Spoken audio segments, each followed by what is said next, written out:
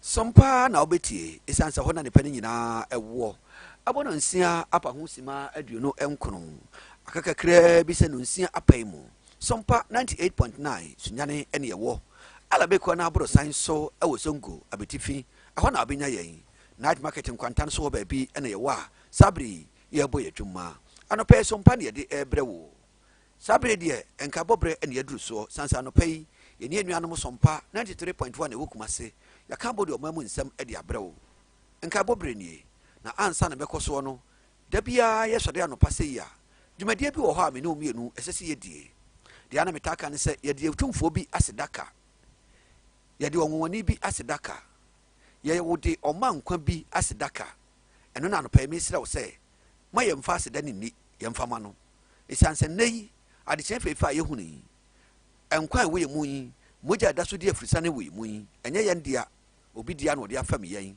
anopa ya na se a na sabe ayeboni ayefo etitiru bebre na anopa yi anadwe ye no onko ye nkate na so anopa bebre no a entimi ansore mene omi enu nso sade ya chi ye ena ye entimi ansore a kasabre de abusua ya ne bua eje papa yi wako na sei din ye ne nyame ni asembisa bia se ne ono nkasa hu ye mobo adom ye nsei dia na mesere woni die ni abrase mu ma ye mfa owura yi aseda nida ye nkamfo no nhene ne monyam ye na nase ne ma wiase nyina hu se ono ena ne odi aduru ba bia ye duru ene da wukwada ene kitaunsa bo somene da toso enum ono ahu ye bobo sanso ono do ahye ene da yi ase unyaye mu sanso je mu ani somfo bia onko so ankurikura ye se ne da nso ekona wie ye ne da so awo ne ntabanwini na se a ye beka so ahye ne monyam sanso ono ena etimi eye ne saa anopa yi ya na odi gidie agye so se amen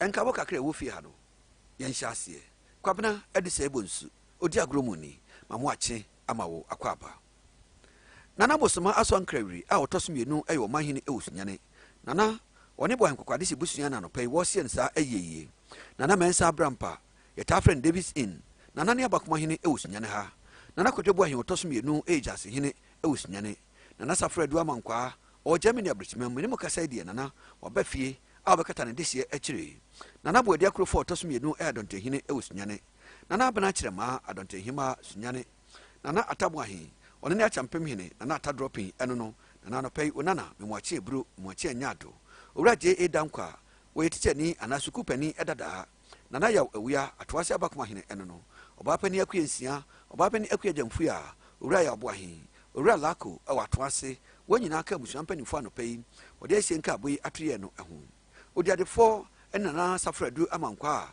we Germany boga sabri owofie nana no pay memwachi isanse wo ene de obra nitio ahya wonsa eja wo ba ene Reverend Bernard Manu Yeboa ono so sofo dada bata sabre ne sunsi atie ene oba pani ya anima yeta frɛ ne ye anopa me mwache anuanom ebini opani kwaku Yeboa owura Frank Manu Yeboa owura CK Jamfi owura Frank awia owura Isaac Osei ono yipi adwumani ana yipi pani edada oya adwuma bono ene na hafo mantamimu okotoa so asantimantemu sabre die misosei o ahunjie mu mema oni nuanu ya busuani nyina ache elder asarbidi akon US abrichimemu owura Kofi Apiejei Ghana Water Company Limited mu ene wo doma owura Kwadwo Apiejei nso kumase kwakudua Italy abrichimemu eme wo mu no bi ene maame Sarah Ejei maame Abra Antwiwa maame Akosia Ade maame Mary Kunama we school penny edada ono wa ahunjie mu sabre ye na Kunama ena meta efre no na no pay memwache emwahyeden Florence Kunama ewankran Elizabeth Jewa Asamwa wonyina aka nuanom eho mama oni abusua bomu ese na yi anopa yi wone Matilda Manu Yeboa yeta frɛ no osofmaneme na owusu oyesi wo ewo Rafa Delight Tachiman Barbara Asante yeta frɛ no Bibi Germany ene wo bone brass abri Gloria Yeboa Ameko wo educationist ewa Sankregwa okirade ewo ho Augustina Manu Yeboa yeta frɛ no Makua Kwasi Yeboa student wonyina won papa ena efrimu yi amanam dodo bi etachire ofasefo no so eka ho abusua no dɔɔso no pɛyi ebre makwai meyankenka wonyina emakomako na ndabonka hadisi busua no mu adisi nyina ase anɔpɛyi se yati wondin enka bomu a wanante se enya ni kasam wamane enya dakura kyerɛ sɛ wonde se preko ene wowura yaw Manu Yeboa ye papa yi ode brebre okwansie do wa firim wa kankyere gwe wakete wa bra aduane esija so ye papa owura ya omanu ye bo a amebodi ka asem yi na wo ye honorable MP ewo Sunyani East constituency mu efiri afe apem ahenkono aduokono miensa ekosi afe apem ahenkono aduokono enson 1993 to 1997 no ye MP ewo Sunyani ha onukuru ya nso ebeye headmaster ewo school mu na onukuru ya nso ebeye director of education bono ne na half mantam yi mu ye papa yi hunka bona anwumre mpamcho anopai mede ebre wi ye papa yi afiri mu ye bra ya omanu ye bo a afiri mu honorable afiri mu a afei na busua pese okata na chiri kura abusua ayi na banko ade busua ene Roma ya safo a wosum wo mu ehia yi no enhia we no de abasa no pay yemfa nto anim na bre no so a ya be ye abusua moa abusua kire mu a onabo ya manu ye bo a former MP na yei nya de awosiri pe bia ewo mu odonfo no ema yenkwa ene ahoden a okina chifi ade ya ekita onsa busumi ne de toso enson 7th July abusua kire se na nahima na himfi ewo area 2 ene dropping ba no edinhwa ne mu no ɛhɔ no de na mu ɛtompa mu ama ɛgyamfo abusua nkofo ne adɔfo besu na bia afira no pa bese nunum ɛbɔ bese no nwotwe a abusua agya mu no mu ɛde ama ɛyɛ Roma ya asafo esanse mu ɛna na honorable ya manu ya bo a former MP na osom wɔne ewu former ase ɛbɛto aso ama no esi ya pɛ esanse wɔ yɛ na nabo ahenkokode sie nti wɔde na mu no ani bɛkyerɛ baa mu yakɔpa bi ɛde no akwakosie ama saman brafo aba betwam amamre abusua kyerɛ sɛ ɛda fiada no huwe ba no padu ba ko de no de nyina aba na wie ye kyerɛ sɛ efie ne yesom kan so de no wawie abusua ba homi so bɛsɛ dɔnhwere ba ko no nam so ɛde apropro na asɛm futuro dumi enu kan abusua kyerɛ sɛ Sunyani area 1 ne duam ensensan so abusua kosi nkonwa amamre ne amane kwan so wogya ye papa ekwai anom na chi esikasa ɛmo dumi enu efiri dumi enu kosi adwumere no nsia ɛna amamre ebetwa agu no nsia kan abusua ɛsɔre adesia memene da efiri pramto bre ekosi adwumere no nsia bɛbɔ mankoko ayɛ sɛ de wɔ foforo mpata no abusua bɛsɛ asim konwa ɛno no ɛbɛba so ɛwɔ na hima na himfie no ɛnkyɛn hɔ a ɛwɔ area 2 ɛhɔ ɛna ɔbɛdi saa adwuma yie ɛyɛ ɛda memene da no na de hyɛ kwasi ada no akɔ na ase asɔre ɛwɔ Krazekin cathedral mu anopa no na ɔkɔbɔ ma ase wie a ɔsa bɛtena se fie atoa so na wɔkyerɛ mu a ɛda dwo adadeɛ ɔbɛhyia na hima ahimfie no na yɛ mprakyire ɛyɛ yie kyerɛ nkonta ɛyɛ yie kyerɛ nkabɔ mu ɛne afie nsiesie abusua wie sa amamre ya ne kyɛ sɛ na na banko ade sibusua na ɔnabo ya manu ye bo a former MP na ofiri mu oni Roma asafo akanbom wɔn de na yie no ho bibia de aba wiye enisa anopai na nanom de ani die abusua takyire emaka ho sɛ yamra ne meboa wɔn amamre hyɛ ase yɛ ɔkyini chi efiada yi no apem so a ɛde akosi ne dwada ɛwɔ abusua fie abusua sɛ me sɛ omu isanse baabi obi ewu no mpanin sɛ aya obi ɛna abusua ya maame Susanna Nkroma efiri mu abusua mu nyina aka bom wona no pɛ wo se nsa ayeye ɛyɛ opani ya omensa ɔne ne kunafo a mene mo kasa yi na depa bi afiri ne nsa anopa yi ɔne ne ma owura safo kwabena wɔyɛ gas fitter ɛwɔ Sunyani magazine safo gas fitter nasɛm ɛna mekan awura tawia Elizabeth ɛwɔ bechem awura Fosina Mensa nkrankrom ɛna wɔwɔ ɛyɛ abisim nkrankrom ha Hana Mensa nso ɛwɔ abisim nkrankrom Dina Maboa ɔno nso abisim nkrankrom a wɔne abusuamu nyina ɛna anopa yi wɔde ya ne awerɛhɔ ɛsew sɛ wɔahwere wɔ maame wɔn yere wɔn nua wɔn ba ɛne wɔadeɛ nyinaa maame Susanna Nkroma ya maame ɛte aseɛ no abena maame ɛne din a brɔno no so ɛyɛ nkrankrom brɔno no so na adɔfoɔ ne abusuafoɔ wɔn ta ɛde frɛ no abena maame afiri mu a abusua kyerɛ sɛ afei ɛna ɔpɛ sɛ ɔtena ase na wɔfa abena maame ɛho adwene kyerɛ sɛ odi na wɔtwe da amammerɛ mu ɔkyerɛ sɛ ɔkyena kyi fiada yi egyilaa na sikita nsa bosome ne da ɛtɔ so enson saa da yi ɛna abusua tena ase ɛwɔ nkrankrom na wɔyɛ amammerɛ ɛde adi maame Susanna Nkroma anaasɛ abena maame ɛna wɔtwe da abusua hwɛ no sɛ frɛ no pa bɛsɛ nondu ekosi anwumɛ no nsia de yɛmra mɛka wo ho ɛwɔ nkrankrom na woni wɔn de sie na wɔtwe da no wɔn mu ɛde ɛhyɛ da a wɔde bɛkata na kyiri kura abusua sɛ amammerɛ gya mu bɔ wɔn so a wɔn kwan wɔntimi nyɛ ɛno nti safo kwabena ɛne ne papa ɔpani yɛ amensa ɛne ne ma nyinaa ase yɛmɛta wɔ akyi bibira akɔ awie a ɔmfa yɛse da ɛni da biara ɛda anɔpa yi safo mɛmo ahyɛ den ne bi akɔ ama wo papa ɔpani yɛ amensa a wo ne nyinaa ɛwɔ nkrankuro mu wo nuanom mmaa ne mmarima a aka abusua no nyinaa ma mu nyinaa kye ɛma mo yɛ akɔ a ɛnya ado Sunyani Area Teachers Cooperative Credit Union anopa nso oboye pono mu ofre yen de na che sika semo nhye papa ana adwumakoi de ebre yen woni mfie aduasa ene na kire wasom ye osompa ama nei amansan nyina esa wo mrane nei sa ope bank bi de ontuma ko bondi ano no wanya birisem se oda obetumi adamu ani akumdi a na ye Sunyani Area Teachers Cooperative Credit Union sanse wonde mfie aduasa na kini oni obi ahwamoda eno ntinya wo so ene odi hwamodi ebe hyase wawie hinam so se kwan bia so obeboam no mienu aye wobono na hafo ene abono ismantam miensamu ama esika sam atimi agina yie wona sabre wadua sikadua e o mantam miensamu a aso aprogu ase ama amanfo esisa ho mfaso ekodie anopai misrawo enhwede bank bi dia ye wo enkai ekwan a ananim guase a bank bi ade abre wo na enyi bank wei akwa isanse wonde wondanso edanso e wo afo mu woni bank mu samansia woni bank mu da sebre woni bank mu da siensa bank mu boafo a oboa amu anya ade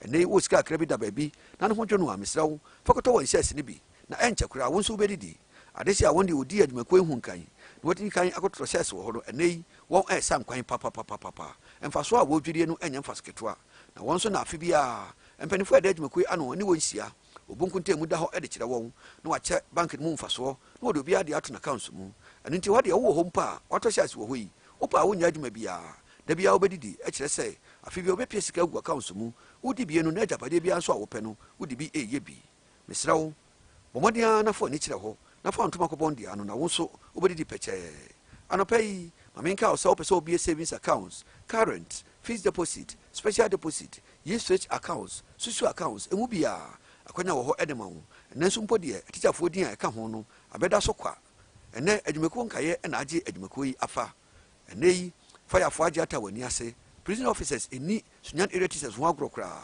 gana amforces fo nyina ase bank e besi esika e wo ho no atasin droberfo ene won a wo immigration edwomfo ma won a wo stores mu won a ekokwanso won nyina de wo ho akobọ Sunyani Area Teachers Cooperative Credit Union sanse wo hu se ho ene mfaso papa bi efiri eba wa brabo mu anopai won cooperative future plans no eye adwuma ya na do ho akowura mu unu obusua nyina mo dachi ebe yam dedede e ho so de wo sika kakra bi ohoni ne ye mo abosia e ho na se wo koye savings a ye ntwabo mfa ma wo de wanka se wo ho din betimi entaku ensempo ankapra wodna monten so ade bi wie kokode nkate wodi bi wie fa America wodi bi wie krobo yi eno a ne ye gigi aboabo ano ade amawo anopai mamense wonkuran se sika de obetu apabi na kwa mfa so abebo ano ya na eden eno so na Sunyani Area Teachers Cooperative Credit Union won eba bebo abo ano ade amawo no fa nkobo etusugu ho nkakra eni na hin bi ye beto nsa afro mo abaje bosia adwuma apese ode hyase adwuma apese ode tremu ni nyina betumi akọ ade amawo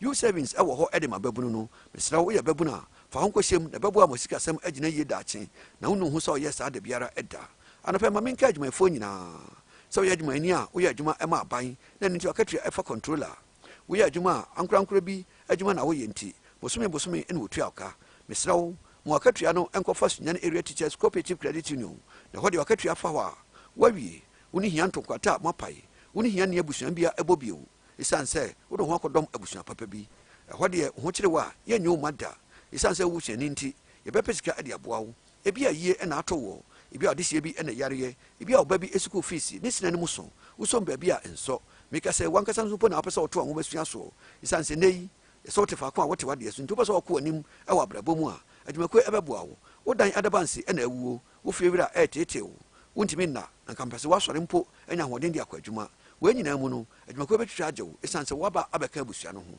we ni ade srade a mede to animu se entra se mahia entetewo entra se ma brabo no mu enya den mawo abusua kase bi wo ho a wo do ho do mu a enya de abehunu hia ebiewu eno ani Sunyani Area Teachers Cooperative Credit Union anopai wonya wasua amade bi e wo fon so a ye nyina ye hia wo ho ne enkoje na ho na ebeboa wo Sunyani Area Teachers Cooperative Credit Union head office e wo Sunyani Area 4 Kojasko Coastal nachi VIP 4 bus station nachi top asoda nachi e ho na won ewo anopai kwa na wotwi ya won hya adwuma se mo bia yehia no panifo e de ebeboa ye eno achi mamenkai wo se eneyi wo hwe ba bi na wodo ani akosa na wakobo ho adwa e wo sikasemu a se wo hafo fidie mba bi ade se ya kire nsua ntotoro so jedu kenya se na bo 1 and 2 mo mahini so go mu eba ebesi fidie mu no ande oni akire mko so kwaso wo hyase efiri go so na betwam nkasem bra ata ne ata besi fidie mu ho nyina ya tran no e ba ko pe eno a ɛne hwidiem dɔman kwanta hwidiem kanyase kwan so ɛhɔ na adwumakoi asini office kɛse a wo mu a wɔdi wɔn pa a wɔyɛ w'adwuma kɔ na fa ho kɔbata wɔn na wo so wobɛdi yie afei wowɔ tachimenti aborɔ no so wɔ baabi ade a na mɛserɛ wo ɛne ɛfiri bɛkyɛm kwanta ɛtwam bɛkyɛm ɛkɔfa ɛkɔ a ɛkɔsi ɛyɛ dwɔmɔ afei wofa dua nkwanta a ɛbɔ kukuruwa mu hɔ baabi na afei wokɔ a na akɔpie mu ɛwɔ kofodua ɛhɔ baabi a no yɛatraeɛ no ɛbaako pɛ ɛwɔ tachimenti abɔnten so wɔbɛn ɛyɛ roma asɔda no pɛɛ wofiri kwa mu no asɛ deɛ wɔforo akɔwura roma asɔre dan mu no wo nsa benkum so wɔ a ɛna adwumakuo yi wɔn dan no ɛsie dan kama wankasa na ɛsi wɔn dan a wɔte mu wɔyɛ fiewura a wankasa wɔn han dan deɛ na wode ho akɔbata wɔn sɛ wɔn deɛ wonim sɛ wɔba atraseɛ nti wankasa asi wɔn dan a wɔ mu a ɔyɛ adwuma wonya ne sei ɛwɔ baabiaa Sunyani area teachers cooperative credit union mpanimfoɔ sei anɔpa yi biribi kyerɛ wadwene wɔn nkaabɔ ho a frɛ wɔn na wɔmmoa wo 0244 433 113 0244 433 113 makyerɛ obiapa no tuanamɔn sansɛmpani sɛ wɔ soro ɔboa nea ɔboa ne ho 3 eco capsules ɛna yɛkoko aduro tatahwe anɔpa yi mekamfo ɛde ama wo koko teteo ɛdeɛ na koko ɛyɛ wo koko yɛ nimguase adeɛ a sɛ boa abrabom na wampɛ kwan bi amfa na amfa so a wagye wo title wagu anim ase wɔtete wɔ abrabɔ mu a wanhyɛ da nko ntam na mmom wɔbɛdwodwo agu anim ase ansa na wɔde ati nananom ɛwɔ nseɛ do koko na ama nnɛ yi bɛnkatakyie sabe wohunu ho no abrabɔ mu yi adwuma amanfoɔ yie yi wode wosisi ɛna koko agye abɔ soɔ koko adidi wo nipadua yi mu ama nnɛ bɛnkatakyie wokɔ agyananbea so a wo ne mmaa nyinaa woda nsania baako so ɛnnɛ koko nti ɔbaa pa koko afifiri wo honumani ama honumani ayɛ prekesee awaamu yi na maayɛ yi ɛtwa de gye stars akɛseɛ yi mpoko ntam hɔ anagya yɛde hyɛ dwa yi o na wo nso wokɔ ne sɛ nie wode yi ɛna koko agye abɔ so a ɛhɔ ayɛ prekesee ɛhɔ mpo ɛsabe ɛnyɛ akɔnɔ nka sɛ obi ani abɔ so na wode anigye bi atɔ nsa afrɛ wo ɛno nti na ama a ɔyere atwena kɔ akyire no mesrɛ wo tuanamo na pɛ 3 eco capsules no nom na nte honumani ɛmfa ma wo na honumani ayɛ sorɔsorɔ na hana kama na ɔbaa pa wode agyade pa bi ama wo nso akɔpia ware papa bi mu hwɛ koko nti ɛnɛ ofikyi korakora nsisi so yie ɛba nnɛ ɛkyena na ɛtwa ama wɔ ho koraa ayɛ sɛm ayɛ den ɛde ama wo mesrɛ wo kɔpɛ 3 eco capsules no nom na nyɛ wɔ aberɛwa bi a ɔwɔ fie a sɛbe ne suban nti nyame ahyira no ɛna wokɔbɔ no bɛyie ɛyɛ koko na ɛtete wɔ wonya koko aduro bi ɛnonom a ɛbɛyi afiri saa ha yi mu koko nti ɛna ama sɛbe bɛrima nneɛma nhyɛ da nkɔ yie no o menim sɛ sika deɛ nka bi wɔ bɔtɔm ahoɔfɛ no wokuta bi animonyam ɛbɔ wo ho wo honam tua kamakama wɔ bɛrima a sɛbe ɔbaa bi ahu nyanya mu a yɛana nka bɛyɛ nakɔ no sɛ wobɛnya wo so bi ɛwɔ fie ɛno nti wobɔ wo nsa no ani na ɔbɛasa nneɛma na ɔdi w'akyi ɔbɛware wo nanso ɔbaa no wɔbɛduru aware ase a na ayɛ anansesɛm toɔ ayɛ ohwɛ bu ada ɔbaa yi ɛbɛsi apini saa ɔbɛtea ne sɛ wafa ne baage na wasan kɔ ɛnyɛ aberewa bi na ɛsi waware yɛ ho kwan o ɛyɛ koko bɛrima mesrɛ kɔpɛ koko aduro no nom wotadua mu bɛyɛ den wobɛgyina wo naa so na wabɔ adwuma ama wo nso junior papa a yɛfrɛ nkurɔfoɔ amɔnten so yi wɔn nso yɛafrɛ wo bi anɔpɛ menim sɛ sɛbe ɔbɛnyansafoɔ ɛno nti meka wɔ yi wɔtie na bɛbuo mu ara yɛnkɔ bonze pharmacy na yɛnkɔ nkɔpɛ bi ɛwɔ hɔ yɛnkɔ greenland pharmacy hɔ nso yɛbɛnya bi afiri wɔn nkyɛn cap herbal nana wusu herbal saa sɔse nyinaa dodoɔ bi a wɔpɛ no wura mu a wonya bi atɔ ɛno akyi drɔstɔ bi a ɛbɛn wɔ no bɔwura mu na duro yi agye din paa sɛ baabi a wobɛfa biara wobɛhyia bi no atɔ na ne abusua nyinaa nso ɛde apɛ mapɔmuden anɔpɛ yi ɛyɛ 0247 260 220 0247 260 220 ɔfrɛ a mpanimfoɔ bɛgye wo so mmoa bi a wɔnka aboyɛ akyi no 3A Herbal Center foɔ a wɔn na ɛde dupa yi abɛdwa soɔ wɔmfa ɛnka no da biara ɛda adehyema ma anɔpɛ yi nkabɔ no yɛde ɛsi ha nsa ɔnabɔ gyasi na wosuba nahene ɛyɛ borɔma ntam yi soafoɔ ɔbaa pani ɛbɔ adwuma dendendendenden ɛkɔ wɔ nɔnsen saa bere ɔ office ma memfa ani die ma no na anɔpɛ menkyia no ɔna adwumafoɔ nyinaa Vegas in security Gideon ɛne secretary ɔbaa yaa ɛne special assistant ɛne abusuafoɔ no yɛ adwuma ɛwɔ RCC nyinaa Mr. Noel wɔne abusuafoɔ o deputy Mr. Jamfi ɛne ne yere Mr. Bayeboa ɛne ne yere ɛna afei miami nua ba ante kɔkɔ a ɔwɔ national security office ɛkyɛ mu nyinaa ɛnɛ anɔpɛ yi nana ma hene yere first lady yɛfrɛ no Antemata ne nua ne ante sɛwa ampaafo brakatu ne nua ne maame Teresa agyewa wɔn yɛ adɔfoɔ paa anɔpɛ yi memfa anidie ma wɔn na misa sɛ deɛ wɔn ho siteɛ menim sɛ wɔn ho ɛyɛ mama Paulina wɔne amono gan ne ante agata nso mekyia mo dada ne mama Kool-Aid ɛwɔ estate wɔna Kool-Aid varieties ɛyɛ wɔn dia anɔpɛ yi akyema ɛnam de ma wɔn man of God nso ne ante afra koma ne adwumafo no nyinaa Happy Enterprise mo ho eye mo wache ene anopai alaji mayanka foundation wane na yire na afi na mahemfo a wozongo nyina edamu nyina siamu alaji ai na kwa mi kwanta bisa so hu wache pa alaji mnim sa hu eye ma good morning wane mpanifo nyina mi papa alaji Dauda so akura anopai mi cha pa mnim sa hu eye bidemu esi asabe ye kwa mi atrase ene pa ena na bedwiki wode ebre ye midin ene kwabra eduse ebunsu kansere de hie mamom nyina achi amamuniti a enyado. All right. Thank you. Also thank you Nibi. Makawa. RPP for show me in ase. Vetting ase. So ombe fro. Makachum say omu to abani wi anu mafro no ambe vetting. Nti mbachwan. Na my dark contest Nibi. I na almost to abani wi ombe fro no ambe. My last person ombe fro. One say na maybe I was standby team and Tisani ayon. Standby aspiring candidates. Ti bibia sia. Ni ade ma bisi. Tempa. Ti ya hwemo obi, mo mpa mo obi ngu na mfam kurom. Bi wudi obi kura mfam machine but standby na abeda. Ade. I'm so bi wu enche say abeti ni ejai. Pa we teacher ni ntima men kan we. There was this young man, I think 2021. That was the time school I from a year keta eba National Maths and Science quiz in it. They did so well. Na abaya ba ko kra no count say okaya. E maninya scholarship kra e de kwabruche ekoto adesua so. Now there was this fair young guy be announced so kanwa. Now we're very good. And ran it is unfortunately.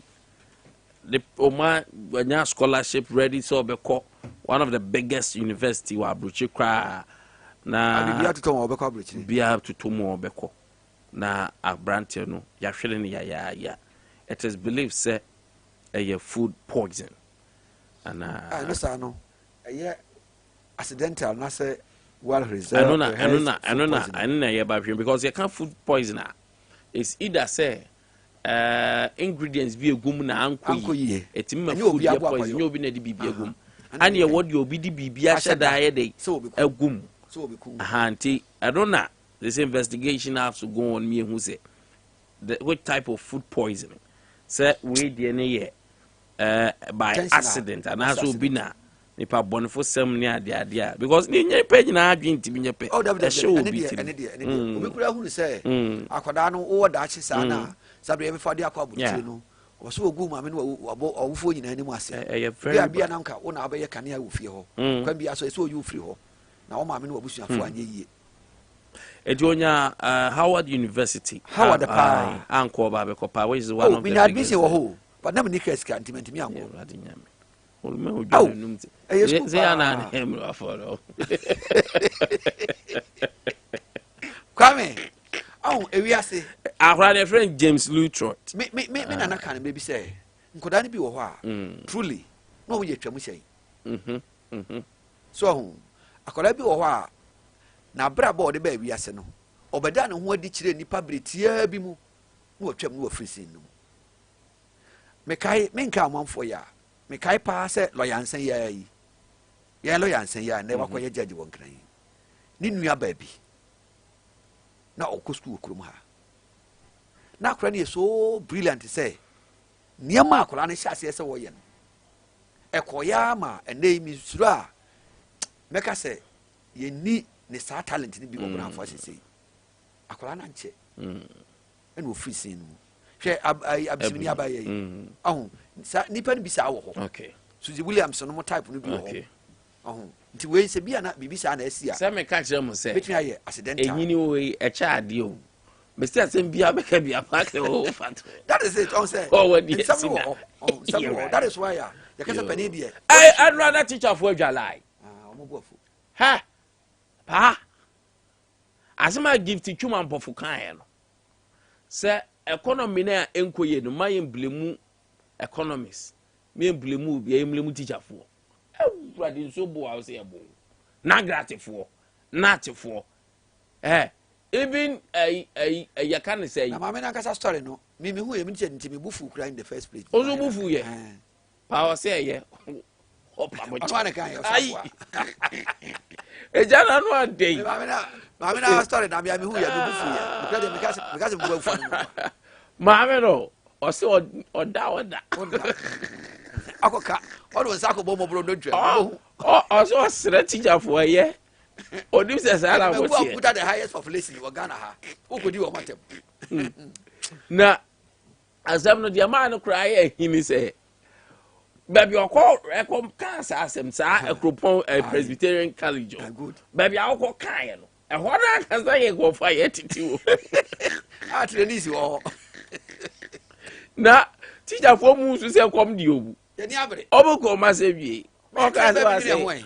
obu chira de ro ti obu baby look at you say economy na ego edi o awurade body ben ya ye awurade jakopo ye ka se mu bia school gift free bufia e be just say keynote address for be o be the pds o be be but wa nya de mum ne o say o asem no kan no or regret it the nya de so kan body so now she will never ever take teachers for granted you can't take us for granted mate o de be ba meto aso da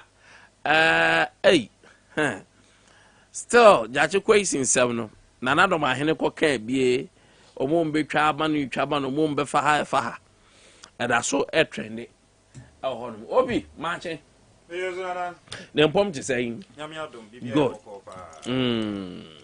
transfer matum dabi okay kwanwo bobi Ghana de da we tuma enye kwandem Ghana di na bio abie na Ghana ya mu top players abodin said ya na ye tititi Ghana di na bi ndi ka che paazo play bi bu sign na obi asma mbuza nya na ka che bi do siti said ya obo bubu sika to bi kra ye ntibi dey me to bi am ma say me dey ba city kra na afa ba di so ye dey nzo yo mutimi to abodin sa ho ye dey no itimi ka che play an say ay na player so asiase esikandi wo awde be ka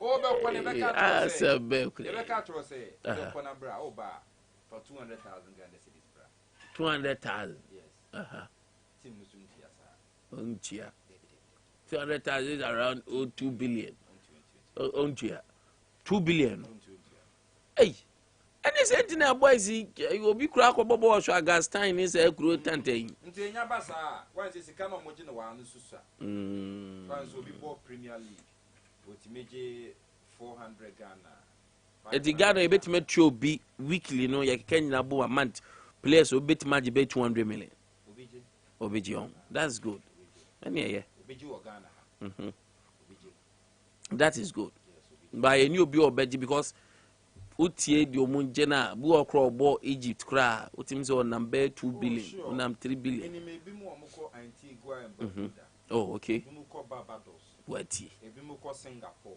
Singapore kra dey big Iraq me bobo Iraq Tajikistan wati ebi mu ko baby ba we sika de mu omo aho bi wa abosome utimeje $2,500 bi so je $1,500 obi je $2,000 obi je $3,000 nti sa sika no o obi man so yeah Anthony ma bibre nti obi ti make risk no yeah nti se oje $2,000 kwa na o de dane no na for Ghana sika no you could see say be close to be billions and I'm sika say $3,000 and I say 5,000 now we fi be rating nam and I'm saying do they pegging 10 kra 10 kra na I don't crazy 35,000 kra no and I'm saying nti just imagine ti bosumi onya sa wo ha nti okipu okọ na okodi afe na so odi bosumi du no say ye o mobile no dwane ba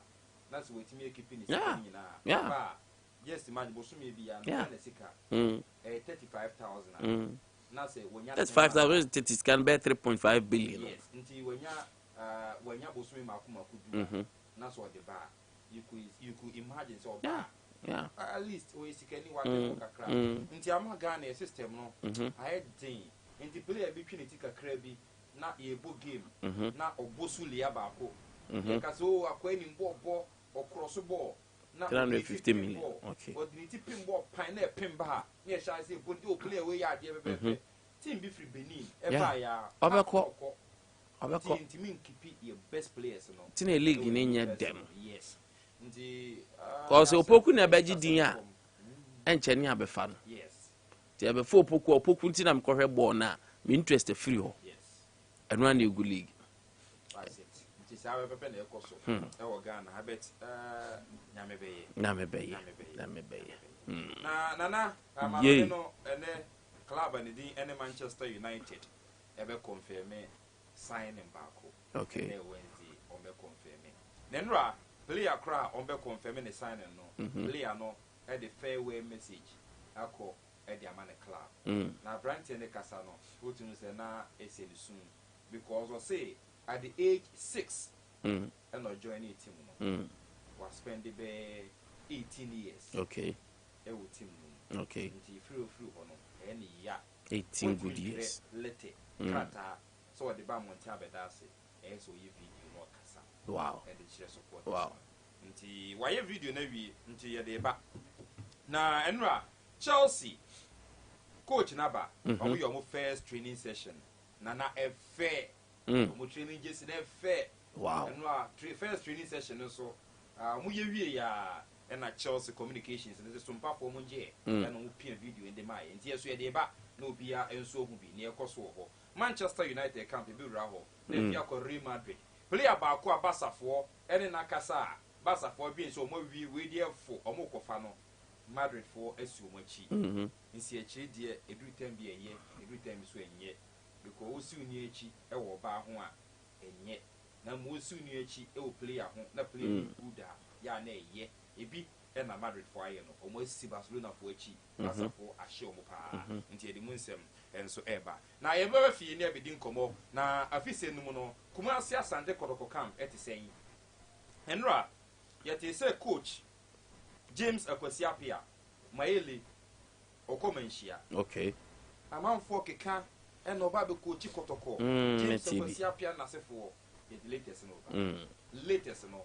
Enra Okomenshia ekoshia chief of staff. Okay. Yewra Kofi Badu.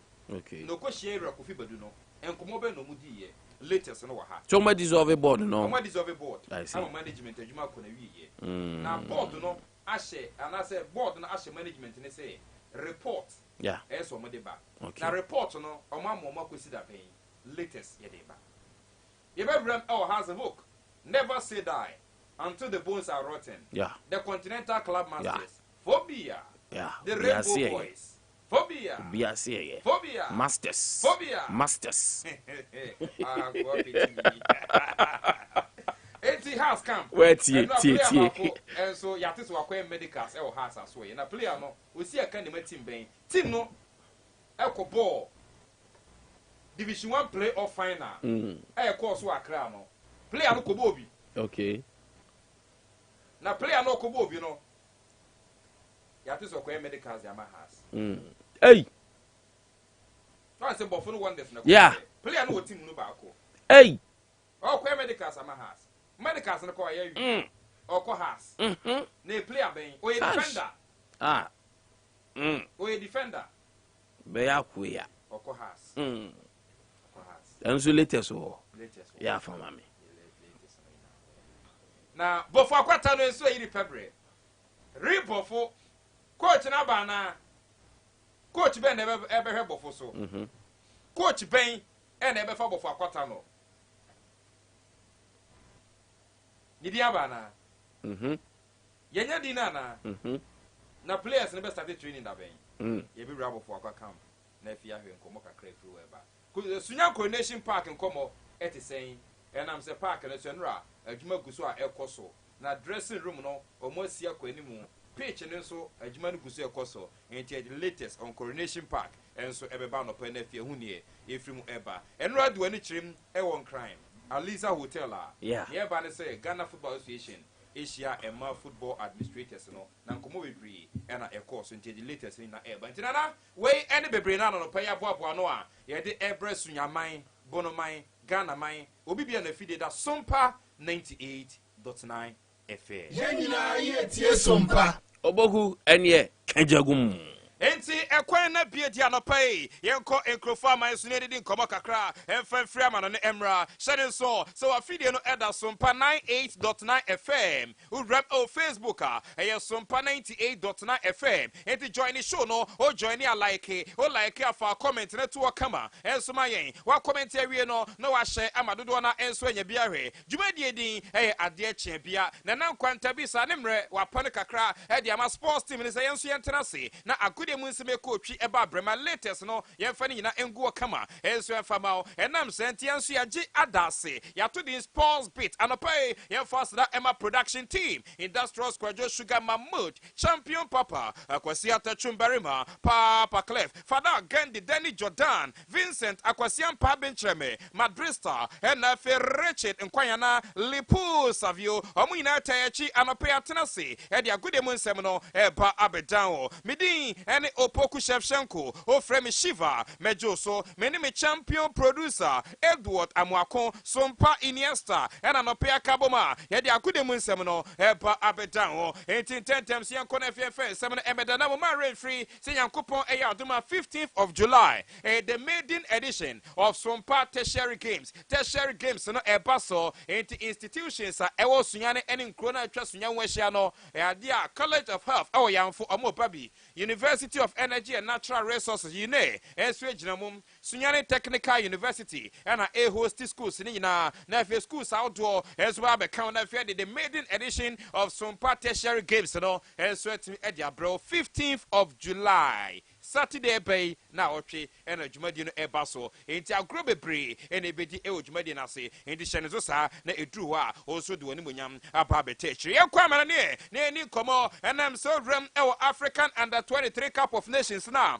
enra semi-final games no enso etimi etodwa na emu ye den ne nyina ne se first game a etodwa no eye omea ne din ene Egypt ene Guinea ena edipo ani after 90 minutes no hyene nsuma me se Egypt ehye kan ba ko a Guinea epim subia omo antumi ante eka no enti game no chance ya ena branch ene ene Mohamed Shehata enya goal Hedima Egypt mino omukura musa ena 90 minutes score na wie ya Guinea mino antumi anti ekana Egypt enso edi nkwenim second game a etodwa no eno nso emu ye den ne nyina ne se Morocco ene Mali ena edipo ani after 90 minutes no game ne ya 1-1 enti about 30 minutes of extra time mu no ena omene di ene Morocco esa restore lead no na ne nyina mu no game no eba na wie na Mali esa eteka enti after 120 minutes no game no 2-2 a Brenton din enso ene Zakaria El Uhadi ene nya first goal edima Morocco ena Brenton din ene Mamadi Diambu eteka edima Mali extra time mu no a Brenton din ene Amani El Wazani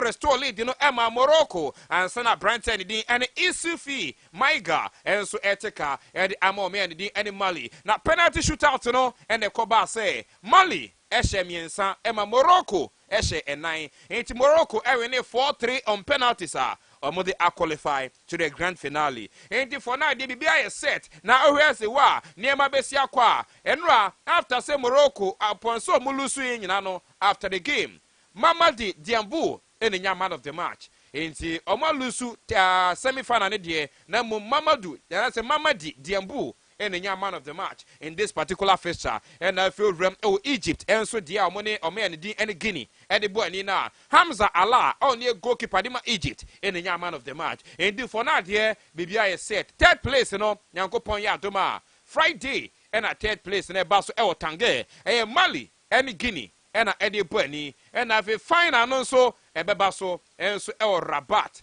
na urema Morocco and Egypt and so the bebo ni enti Saturday and a final no etodwa third place in the Friday and a bus na final no Saturday atodwa Morocco and Egypt and the final no e be hihye so ntia no ye kakra e free crofo man so e ba ye de kire etumi e dia ma ye free no so a ententem se ye di koma kakra a Brenton din any Ruben Loftus-Cheek a Brenton a player Edima AC Milan. Of course, we're a former player Edima Chelsea. Ruby Loftus-Cheek Eddie Atuja say, ba wapa AC Milan no crepa ne say. A Brentford di ene Fikayo Tomori eka trene say oba nani beje enam so oba no bo club ani di ene AC Milan say club e kese pa o see initially ade a oni Fikayo Tomori edi nkomo no di nkomo no e break kakra na the last bare 2 months ni enkomo na kwanimu a na waye na adwen say AC Milan obeba etu oni Fikayo Tomori edi nkomo a Tomori ene inspire na e man join AC Milan yenti esema Brentford di ene Ruby Loftus-Cheek enra ono so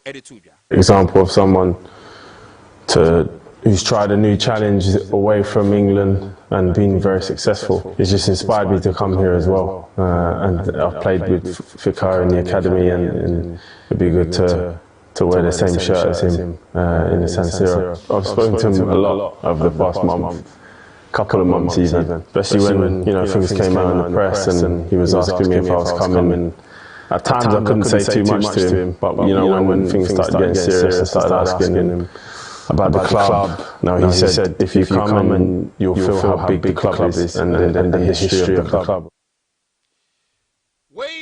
And come on, Brentford and Ruby Loftus-Cheek and so 80 here and officially Roberto Firmino Barbosa de Oliveira do afeni Bobby Firmino a Brentford join the club and Al Ali Saudi Arabia and Roberto Firmino former player de Liverpool while joining Al Ali Saudi Arabia 3 June 2026, Roberto Firmino, Saudi Arabia, Aquatwana Kansas, on 3 years contract, and a Bobby Firmino, and Swetima Sani, and also Saudi Arabia, Aquaya Juma, and Ranumre, Kagala Soyunchu, a Brenton Edrem Madrid, now Madrid Okono. Or join Atletico Madrid. In Tienra as a free agent, Kagala Soyunchu, and so and so Marida, and they be answer son, or by the medicals be no signing the contract at the Atletico Madrid, or best signing 4 years contract till June 2027, or best signing and so the Atletico Madrid team, and near Kakra, a free Eba, who do any team of Carlo Ancelotti as well, yeah. And no pay that sorry, yeah. CBF, Mecha Brazil, Football Federation President, and the Elnaldo, I confirm Mr. Carlo Ancelotti, ebe new manager. 2024. Carlo Ancelotti a kind of 1 year contract with Real Madrid Bobokono into 2024. Carlo Ancelotti the contract na wie papa na de kaka so be respect contractor e don ni Madrid intem into report eba the contract ne kona wie 2024 obe join the Seleção of Brazil no ne Brazil national team no enso akwakoye adwuma enti be biansa June 2024 obe join the Brazil national team no na Copa America on beka kobo no no aye first competition Obeka Kobo as the new head coach at the Brazilian national team and we are Carlo Ancelotti kakra if na so e ba no ajepo ajanya lande no crepa ne say Declan Rice are joining Arsenal.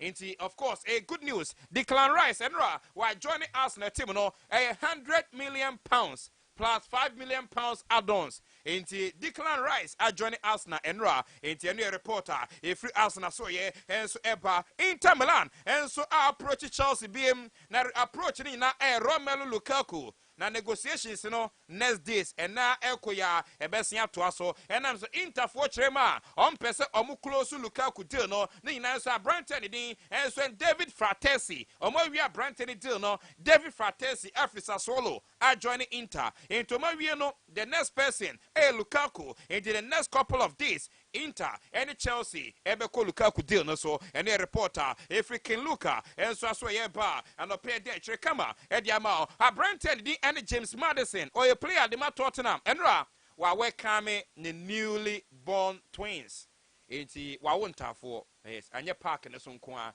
enonim goals na she James Maddison wa wonta for into of course e niji sem into Johnny alive obo say James Maddison e kra ne manta for na otum say niji ne woma enya asem kitakra enu e kakra e from eba enso no enra Chelsea team no hey, your first training session. Johnny live on Facebook. Hey, Sompa 98.9 FM. Chelsea first training session. No, what him say yes. Na anijeno osro. We players and more reporter ya. The likes of Rhys James and Raheem Sterling, Thiago Silva, and watching no Andre Santos. Player to watch. Hey, Andre Santos. A brand way o chabole. And no bench womunina na omu training session nasia. Na enyasem ketakra. And watch Cesare Casade. And sweet Italian. And no also report way. And it is what journey alive at Chelsea. Omu first training session under Mauricio Pochettino. Nebi biya kama. Players no ocho monima or my poised for action and yasem Marco Chiara no or see a fee at the bridge or mobi the biada. Intenu ka create from weba. Nenra Chelsea first training session no common no and a Brent Din and Hakim Ziyech wa bet tweet na journey live na had here. Hakim Ziyech ne tweet ni and the watch knee problem right? Obisa question. Knee problem right? Na onim say Hakim Ziyech Saudi Arabia. Akosi akadema anase emebe to dwasa brantie no failing medicals and am say medicals no omokasa brantie no knee problem inti enra Hakim Ziyech abetwete and watch a knee problem right and wasre or they laugh and I say laughing emojis no enso atoaso and ye ka crefra brantie din and Hakim Ziyech enso aso ye ba ye de bi down kama pa and up here gather report Chelsea boboko no anhwa and ye omu new sponsors ebeye sponsorship bia embe de pa Oman Air enra ade hu se Chelsea mpan for Mauricio Pochettino omini Oman Air enso ayimfoni a omochemo way air likely so be the new sponsors e de ma Chelsea woko no nenra midi kan catch Premier Sports no say before say Manchester United be confirm say Brandon din and Mason Mount a journey omo United ebe expect say Mason Mount e the message every match Chelsea supporters no nenra me watch name nemu say Mason Mount e the message na bampa a Mason Mount e da Chelsea supporters na say odobi bia say o journey Chelsea no 6 years was spending 18 years for club no ne yes o je no waje trophies bebre o di aseda e komo obia na wa bra nra Mason Mount e di aseda e ma Chelsea supporters no yentie message a o di momo.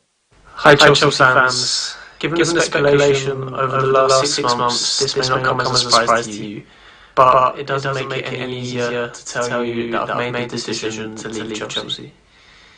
I feel we deserve more than just a written statement, so I wanted to tell you directly how grateful I've been for all of your support over the last 18 years.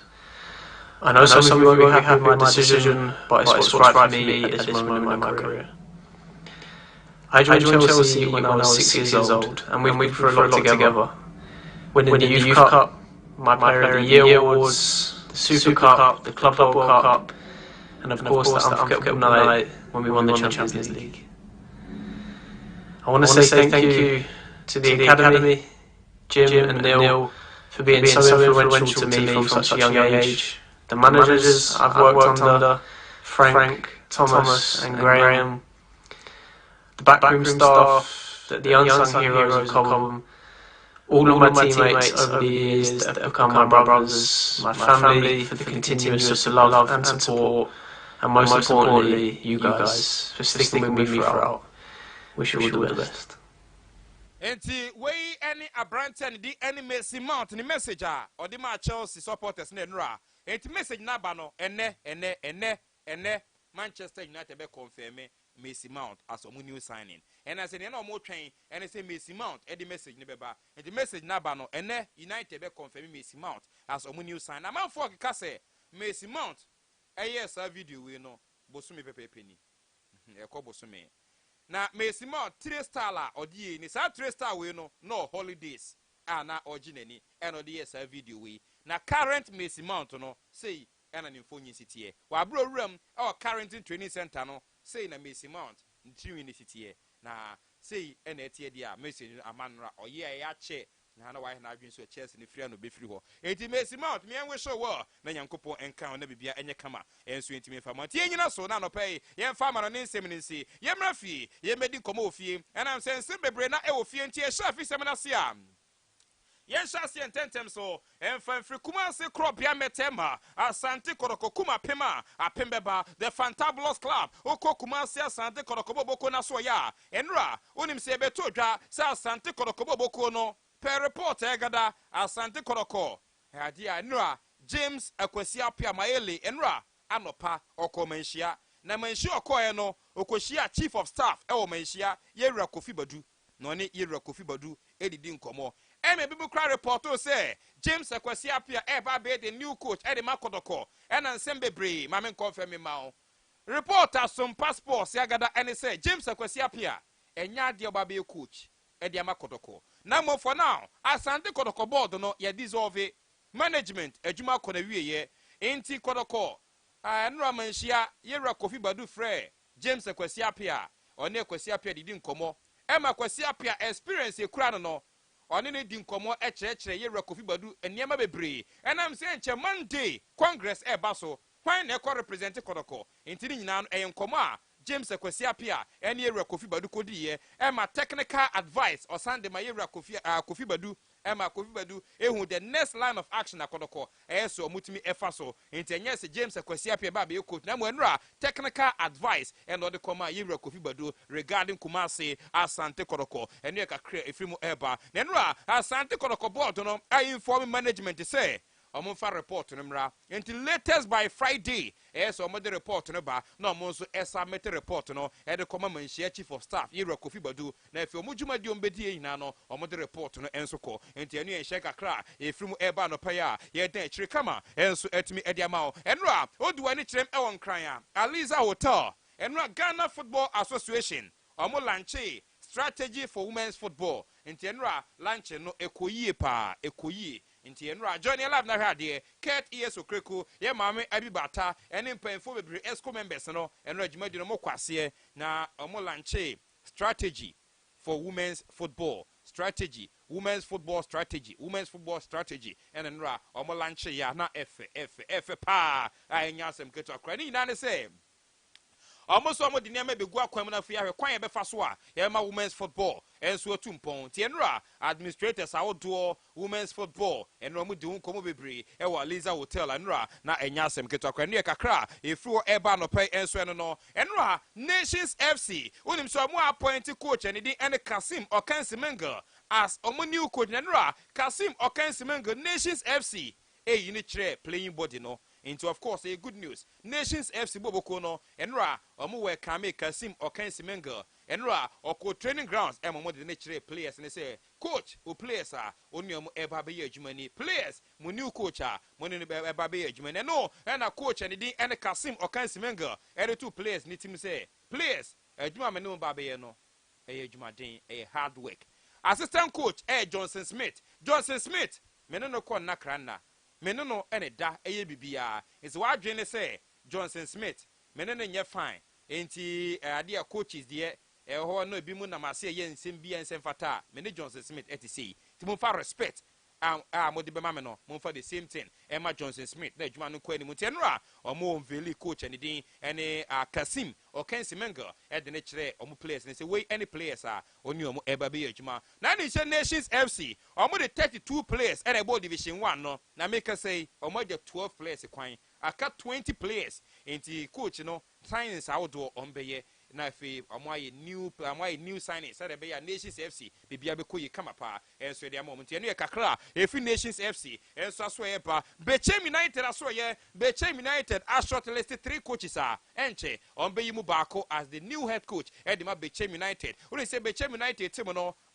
coach and ene Kasim Okansimenga koye no so money substantive coach bia into ma shortlisted 3 coaches enche bia no ombeyi mu baako as the new head coach on the Bechem United team no enso ba be adwuma Adiana Football Club management enso chirema coach and di ene Samuel Pakwasi Fabian ne contract no ebe end 1st of August na on person be prepare mo coach no eden report beba na coach in the report no ba and no the next line of action on betiki into on prepare mo kra say coach and di ene Samuel Pakwasi Fabian eden report eba and na monso management ebe decide say on be stick with coach no and now say on be ka kofa different coach for now the coach no the contract in the 1st of August and na ebe andi and no reporter efim eba Techiman 11 wonders omu defender Kevin Osei Asibe obekaya division 1 playoff to ja won kran wa bra bofo ene Techiman 11 wonders say the boy ni na brantie wey Kevin Osei Asibe achire ho na wa yire ho pampe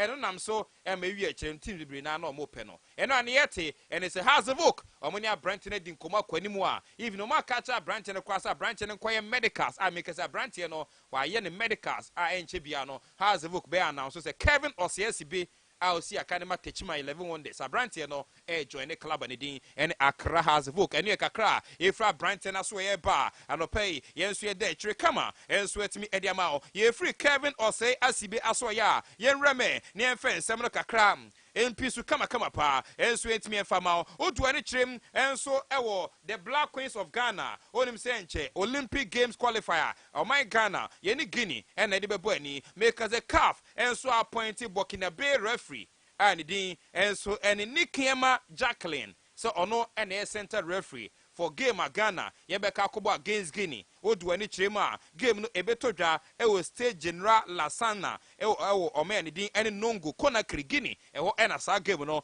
ebetodwa Friday in the Friday ebe ni na wotwe so 14th of July ena sa game no ebetodwa Guinea ene Ghana ena edebo ani enti Burkina Faso referee ene din ene Nikiema Jacqueline ena yeyi ne so omra no no so medigin wa bra Guinea and o my Ghana e de bebo ani tenra Black Queens of Ghana okwa Accra Sports Stadium a training session no enso etime todwa ye maame an Sunyani Coronation Park dressing room no e na aduru sa atibia wem tenra as at 6 o'clock p.m.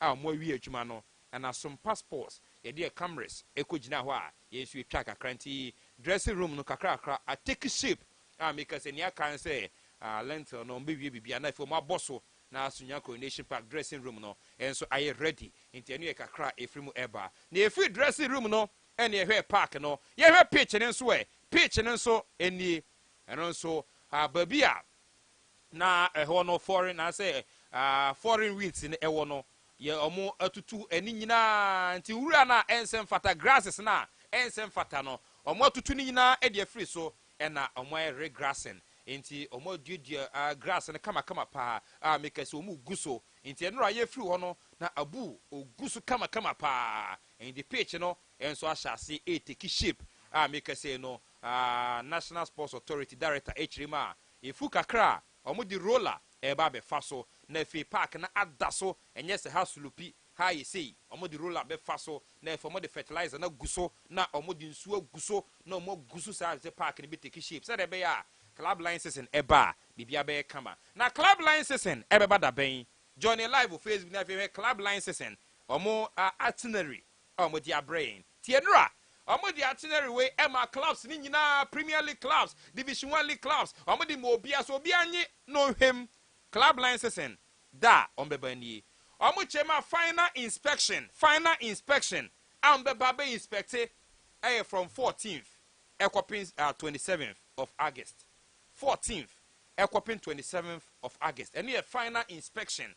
On Baba teams, you know, baby on Baba matches, on training grounds, and the Division 1 clubs, Premier League clubs, on Baba baby on board Division 1 matches, baby on Muyo training, into Bofo Aqua, on Baba baby on board Muyo training, and baby about 4 matches, BA United, Young Apostles, Mighty Royals, Balfour Soccer Academy, in Suatremai, Bechem United, Diana, and Welchin Brekum Chelsea. Na Debbie and one nti fancy edc na bibia nso ay kama pa nti edc nyankopon ya dum na dum no edum ya 9:45 exactly champion papa akwasi atachumbarima papa clef obaji na akwa na fe champions no aka ne ho na the only premier sports in the region ya dia bro ya tenasia ene your exclusive interview bi enso de bro eno right bi bro ene exclusive interview ya de bro e time kuchu na ebo 9:45 exactly wa ma fidi na da haya na the only premier sports in the region I tenasia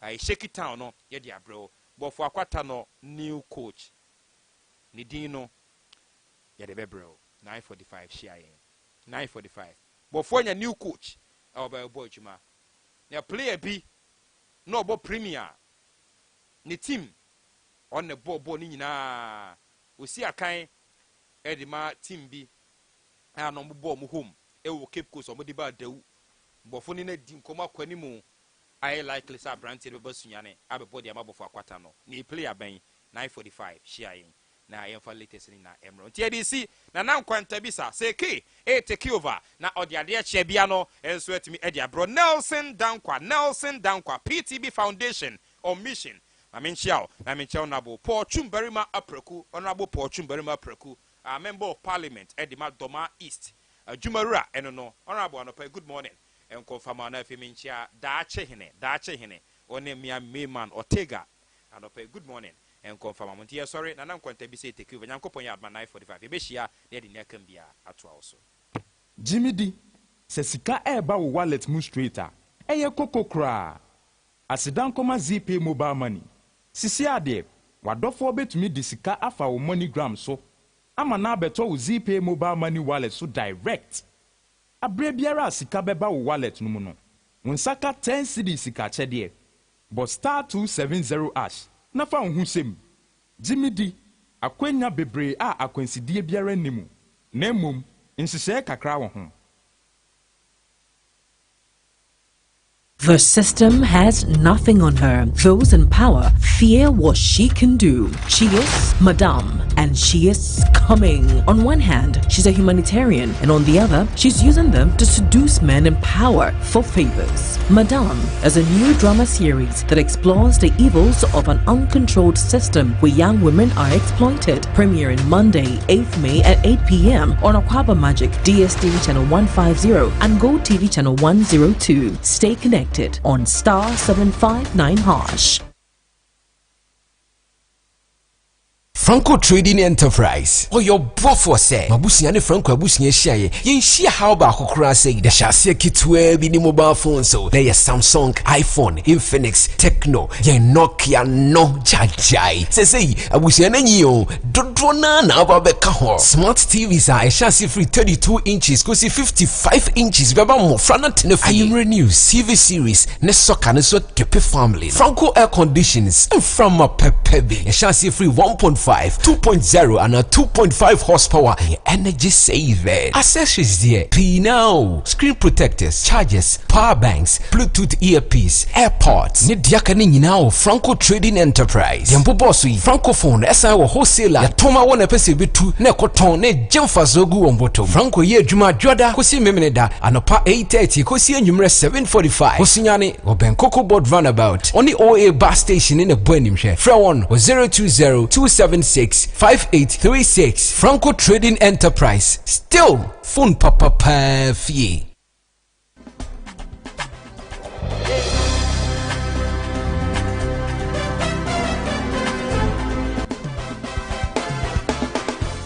Onipa de obenya pomuden a ne ewudi na wonom no eno na mo apomuden eno ntina abenfo hye you are what you eat. Ne Santina Garden Herbal and Organic Shop abe pie Sunyani Krodua we ma e boa ya pomuden. Garden ya adwumakuo bi a yɛto bibiduro hodoɔ bia bi wɔ hɔ abibiduro a ɛboa hyɛ yadeɛ bi te sɛ diabetes, stroke, hypertension, malaria, typhoid ɛne nyarewa hodoɔ a metim modin afei wɔ bia wɔ so na ɔpɛ sɛ ne so teɛ woba hɔ a yɛbɛnya nnura ma wo ɛnyɛ no nko a ope organic product any food supplement a ɛbo to yarewa afi a woba ya so ɛhɔ nso a wobɛnya bi sɛ wopɛ gati na ɛnyɛ yira kwan koraa yɛwɔ Sunyani Krodua wei mo Absa Bank Road no Ultra Top Asoridan na apronsa yɛtɔ so mmienu aseɛ hɔ pɛɛ ɛna gati ɛwɔ sɛ ankrankro pɛ bi atɔ ana wopɛ bi atu ana yɛde brɛ wɔ ahwɛyɛ no frɛ number wei 020905936 ana 024577593.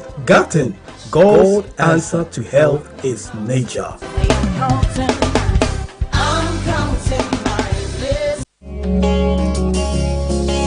I don't look like what I have been through. Newman School of Languages. Aya bia woto ombo ase kire German kasa, Grofo kasa, ana fe French kasa. Eho akohia se o join wabusua ewo Europe. Anampo okokosua de ewo amonone ana. Oh yes. Anya na me kanfo Newman School of Languages ana diama wo. Newman School of Languages asanso kire a school for de ema wokotwe won GOTE exams ema won passe. Say ye A1, A2, anampo B1, B2 ane de keka ho. Ne nyina wo ba kirew ama watwa ne kama. Sem mpo upaso tu kwan na ukotwe goti exam CB na udimu nkunim dia Newman School of Languages and American for Ediamawo enti say ye goti exams na opesa wotro ana brofo kasa na opesa usua German kasa ana mpo French kasa na opesa usua emfo ni nhwemu ba bia fo ni chiemo Newman School of Languages hwehwe Newman School of Languages akira kwan ewo SDA Sunyani ewo SDA Hospital achipe of Sunyani Brekum Road anampo fre ewo 0248-710-743 and 020-489-5596 Newman School of Languages ana fakasa so na ma kwanto nyamrema Why you crowd say we benya wo chefa every 10 million a chedie no mu ana become Betway scratch and winner every 19 June ekosi 30th July we there bet bia wo bebo casino games no mu wo benya wo scratch card na we be ma wo kwan am wo nya a chedie hodo bebre kai say card bia wo nya no e be ma wo kwan am wo hu a chedie akese a wo benya no beka hu say ya ewo www.betway.com.gh Gaming Commission of Ghana and Sasha sie woni fie no wotwe a enko ho Betway wow, kind so.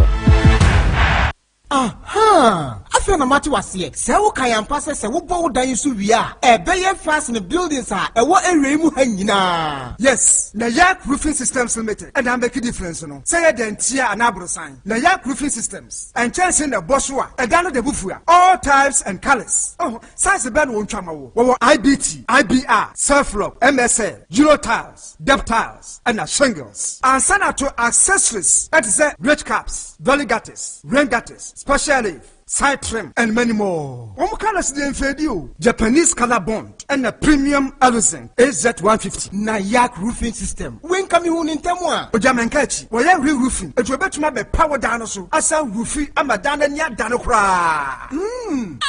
And did you say na Yak Roofing Company Limited say what danda da crowd boss one se kala no afedia na Yak ATT asana spray amakara nesi dada mubio se eba woodwork bianswa what you call na Yak. When you free estimates, Emma woodwork, metal trusses, and aluminium trusses. After sales service, and a free technical advice. Any extreme head office, any factory na ewa Sunyani Atronia Road. One is Sunyani Traditional Council in the Dishanimu. Ewa Asufufu. Branches ewa Sunyani. Between Malcolm and Stambik Road doso. Brekum branch no. Ewa Anansi Krum. Opposite Mombasa. So wa doma and then Krankwantanswa. For Hotlands 0599-939992. And 0244 940-174. Gosho, a Mem Junction, Tachiman, and Kranza Road. For 027-188-2930. Na Yak Roofing System. Modern roofing sheets. Any profile. Papebi.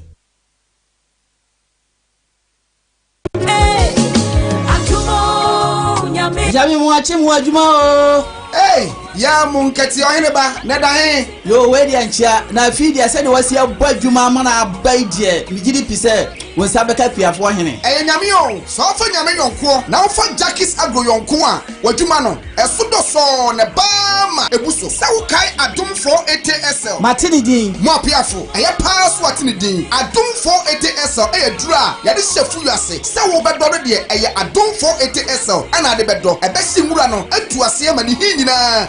Na medie no ba na wi na nwura na hyase efifie no. Na me de super herbs so base eno no mekwa makwa akoda. E de se mi betwa. Yo katachie mi dasi. We de wa mahunu bibi se opusu nunu a na wote ne mpampan ya ampa. Wa ya nyokopai de me sire de tira kwan na kopa bi ye wafuo. Enye na e wa chemical shop bia mu kuma se kaase good village kwantempo ne so kuwe dance hono a wo yira kwan a frena homa yi so 0243-715391 ana 0208-119466 Jackis Agrochemicals Ekriafo Yonko.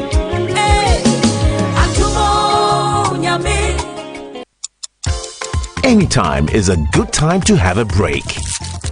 Introducing Munchie Anytime Crackers. It's perfect for break times, party times, movie times, and snack times. Savor the moment. Enjoy Munchie Anytime Crackers anytime. Munchie Anytime Crackers. It's light and tasty. This outfit is FDA approved. Mami branche mfiura.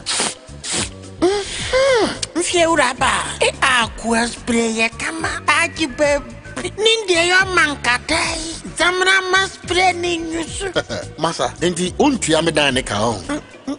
Kami bawo spray no yamo. Untu ya dan ka o san pe me fragrance, me perfume. By the way, enye bone. Adepa die, ma me nkyerɛ wo. Awa, sɛ unim sunya ha yie pa. Oh, you. New Town kwan no. Sɛ unim Kuzuni Enterprise. You ni wajada pesni tonana.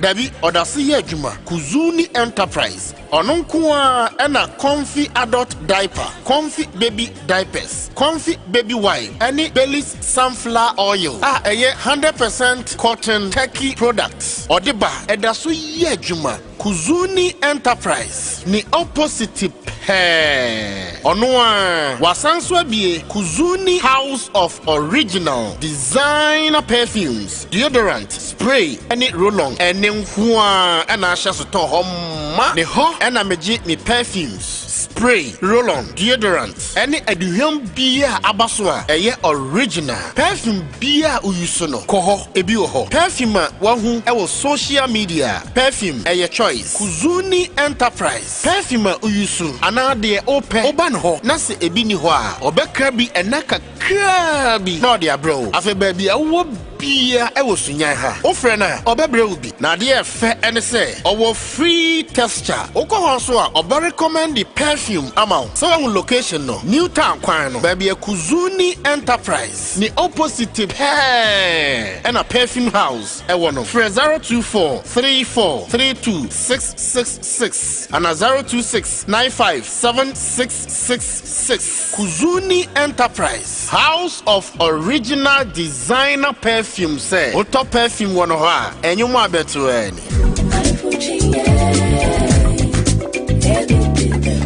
Ojam, o wife to kwana. O tade no pie kura. Ana wo mpedi biu. Me wife skin ni de enye skin na ye di pie ni biu. Ne skin no enti se o wife die ya. Atoso soko ani da ho kama yi biu. Wife, beti ye de bonu mu. Na want of V22 body cream ema no. De biu, me mpese obepo no hu. V22 body cream. Eye hydroquinone free. Enti empo honamani. Na mum se wo ye tuntumu koko. Ema honamani to so kama. Sa V22 body cream de. Se enketesi won skin hu hia won no nesra wo. Emfa ho ni mfia wadi. Wo ta asra V22 body cream de bia. Wo skin eye te se obebunu. Wo de honey, carrot, shea butter and a brightening properties of argan oil. Any vitamins ahodo and na carbomaye. V22 gumo ahodo. Ye wo V22 body cream and a V22 anti-aging face and body cream. Na menye bia to wahi. V22 cosmetics and a produce. Ebi so supermarket and cosmetic shops mu. Dodo a from 050-127-6028 and a 026-441-0099. FDIG Ejidin Kratwe Yatum. Hey, you ever buy credits where you get up to 20% of your money back before?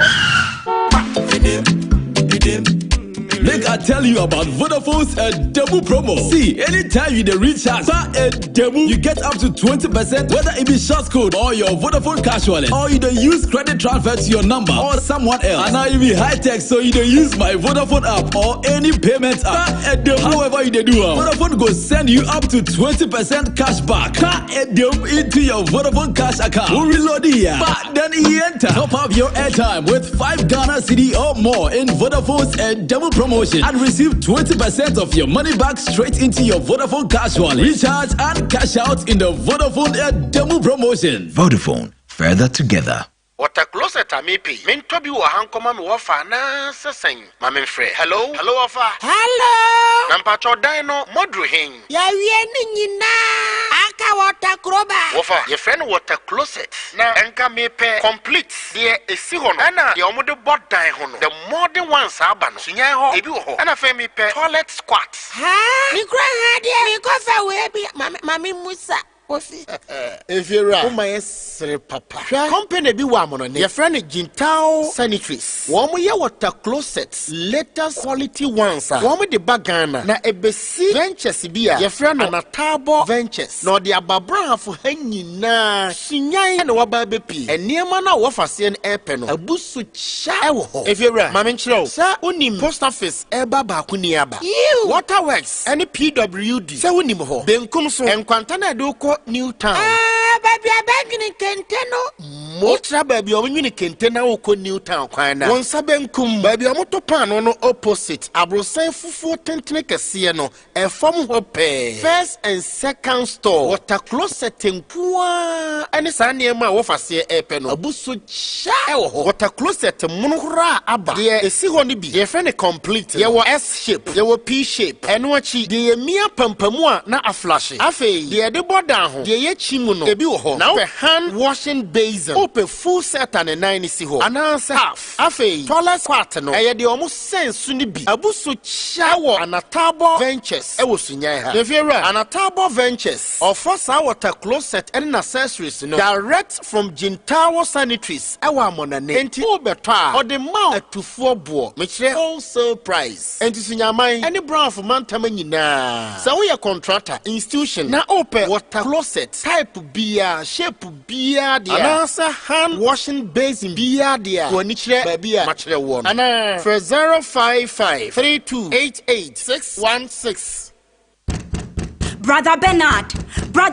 Yes. Onia anope die ekom die demi pacho yenkope go baby ntowa ene nkwa die the salad kakra wele talia na kokko memre se ne ya hyeda ya ma mepe se wonim se ne mepe meduan mami se ya wo se wo to Vodafone made for me bundle offer *530# e code a wo di benya achede ne sese ye pa ya hyeda ya ma wo benya weni mu nyina free 1 Ghana cedi e ko Brother Bernard enti wonim Vodafone made for me bundle e na wa hyeda de sie mi say wo de boss *530# anio Manisha utrim say odia we are sroku esai Vodafone made for me achede ne sese ahuduo me trese nya achede ne sese ya edemufo a ya hyeda ya ma bi ni minutes dodo a ode be call data ana internet na say minutes dodo a ode be calls any data ya kan bom dia ma odia dial *530# na fa ho ji Vodafone made for me sese ne achede mu ana download my Vodafone app no ene ya Vodafone, further together.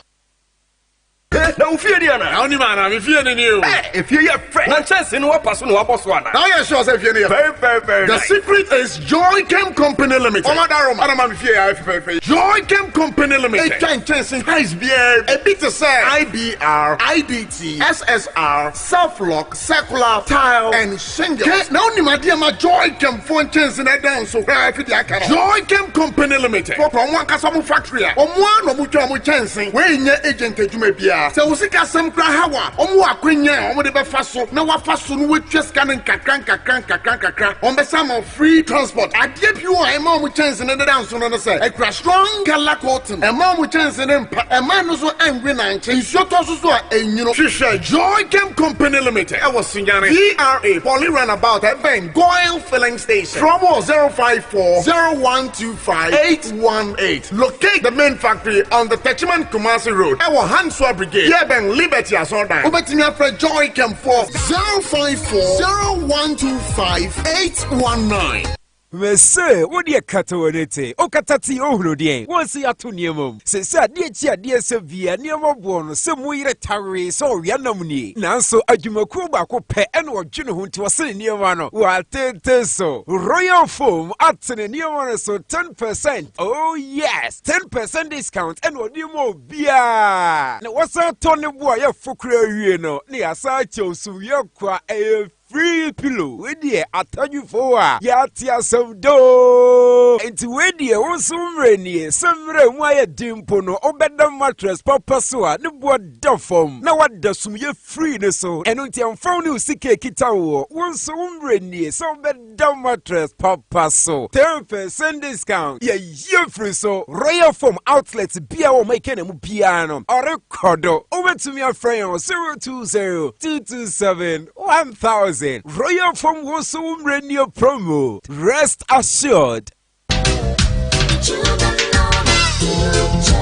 Mofra eye Nyankopon adoma chede mofra eye chede Nyankopon de dom awofo enti so ye panyini na wotete akwada na sabofra no se wudi abofra nani wo hye abofra bi ane eye a eye ade a wudi tieti akwada no ne fa hodie so broni se child abuse enti wo se akwada ye mobo na wo hye no ane no adai akwada ketewa te se no watu na jejemu yi wo hye niema ade aso akwada ketewa te se na ne kon nyina tai ti nya omobombu akwada ketewa na ade ntade ete se ahye no amana de gye nyina gu hoi wonim se odi akwada yi ekwa akoto amaniem atete kwada nani osu akwada famu no ya na eburu adwene ntiase so why na kabiama kwada yi St. Anselm's Anglican Child and Youth Development Center wone Compassion International Ghana omode nkaibo semi ba wa kwamu na wonim se Ghana mamra no etia se otieti akwada bi fa hodie so de omode a na bodofsu anase any child related institution wo Ghana nyina bona manientem so na woni kron so a ukoyi wona asutire fa akwada bi atete ho no oma meda wo ho adi kai se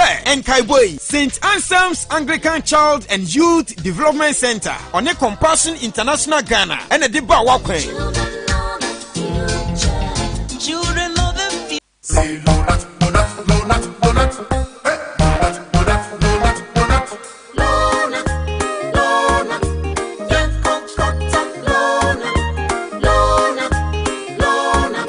Malaria syrup, donut. Everybody follow not sa malaria. A 3D till donut now. Wogonto malaria chill. Wo popo. What mean the day? I want you. Num donut. A dabako. Num donut. A damienu. Num donut. A damiensa. Num donut. And no. Donut scatter malaria. Lonat ide scatter malaria. A quality product from Blaze GVS Pharma. Yen hwehwemu hu se malaria wo mojam ansa na wanum Lonat. Na nam yen search na malaria no daso wo ho a ko hu doctor. This advert is FDA approved. Nadia Manyaskay, me POP wura mana estimate ya mam. I go POP wura. Nadia sisi mami wembo. But I say, obeto materials na seminkotombrel. Bobande mehia. Obehia seminar womde POP. Ana fe oil womde POP. Enumpo me per cooking oil. Oira wo penema command. Any ajemo kan we. Evira, entis how. Sa opese menye adwuma papa maudia. Uhia POP cement. Fiber no. Ya watenten any kese long and short. Binding wire. Any oil. Na hwe se beye ne meye adwuma papa ma wenti no. Opa yen na mento fiber no. Long one e be che me wientem na ye quality so. Ono kura kwenti.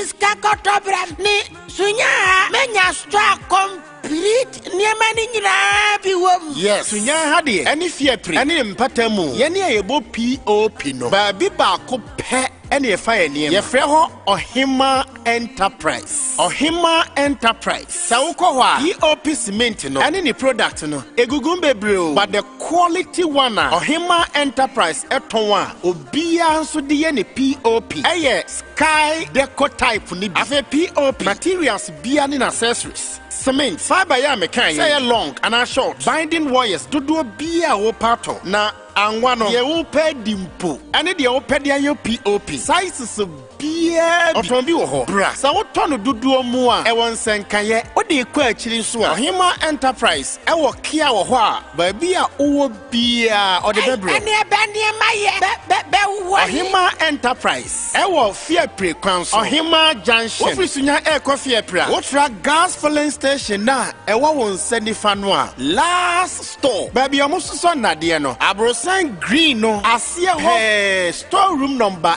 8. So if you fear preso na echo gas filling station na enu ne dikan Abrosan krona. All right, so me mama kwa babiem na anopai yanto aso na yeni nkomo. The minority in parliament said the Yoma City and nya say a dabeba yera jachi kwaisin as I say yaso any in as a member of parliament or representing the people of Asin North. Case a walk court na dag a be friendly bia minority for you na be court into my parliament. So a hunsun so cry saying is that the way to go?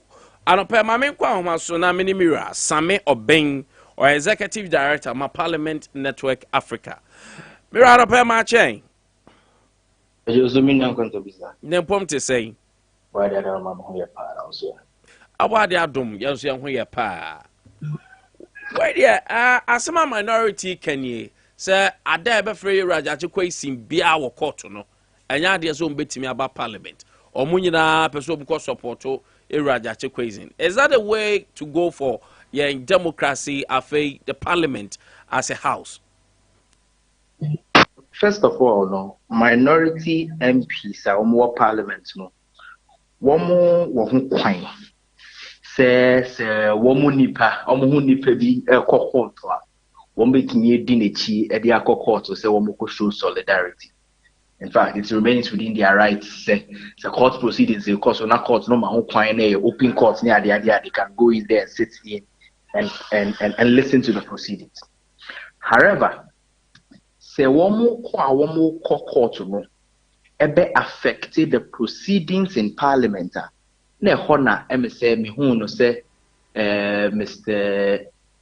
Ato forcing ne presentation our and answer indication our my on the floor of Parliament and rano asem wo ho kakra the internet sir say the reason our my and say one more in fact essentially no one more person one more pressure to aban so to ensure say aban intention through the Attorney General say we prosecute Ora Kwesi our courts on criminal reasons aban be hwe no wasan hwe sa asem no yi and our biom. But Parliament jumedie wo ho yi no. Enya aban nko jumedie e na ekoso Parliament.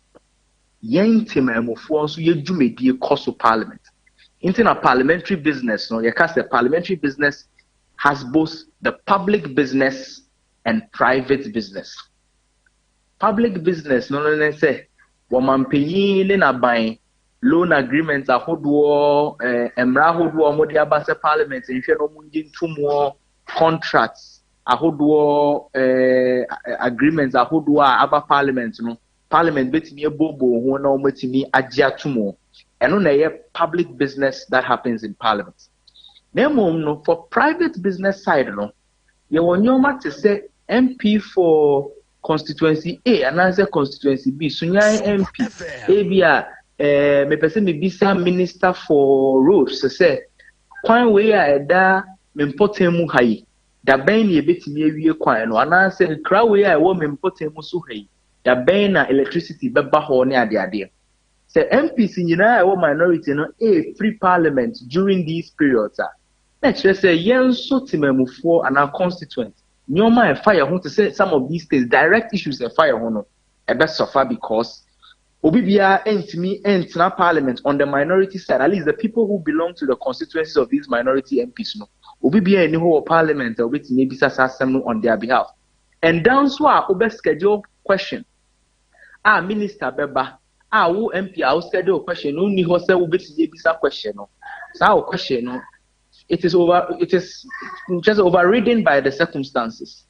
Those are some of the effects one more announcement we make me have on Parliament. Said you kind of kobanisa some nyoma you are representative of a constituent.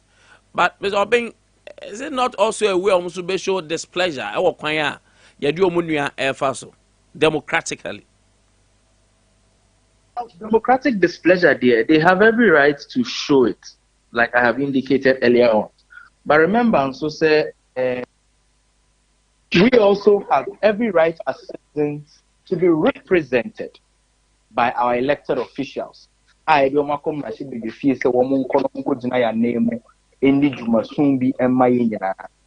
there has to be a balance between where their own rights end and where the representational role that they play also ends and also begins. Definitely yenya full house of parliament. Aside say yenya timemfo a yayi omuso mun represent no. Business of the day in parliament no will it be helpful? Well, it's my hope to say it is my hope to say of course I'm also one of the people that mingin this say the member of parliament, sitting member of parliament in your case will court Attorney General be present nipanomra court debia. Oh yes, there so now ha Mrasebedeni no Mrasebedwe dwumedi ezo wetini di. Nti honso sa no I think say there must be the reasoning together to ensure say nipa way nipa simesi mrasebedweni fie nso de debia Tuesday kopem Friday wo motena se di dwuma enso Monday wo motena se nti ebetimi aba ne se nka Monday ye de case ne be share na what you see ana se mrasebedweni currently no omo from now on kopem 9th of August no ko ahomudie mu kopem October nti ebetimi aba ne se ye ntwen ma no ko ahomudie mu ye ntimi nto aso. You know, these things must be the issues that I expect to say. Instead, they say minority, the majority, but you know,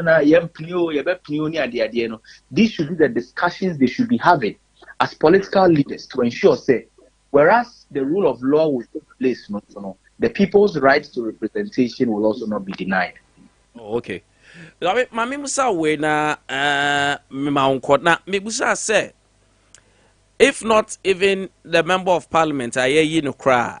Now, as in North, any representative or parliament, the swearing in of Dachi Kwesi as member of parliament, ma as in North, you have vacant, a vacuum create, and then now, the voice of Asin North will be heard. No, say now we see fat the swearing in of a member of parliament for Asin North.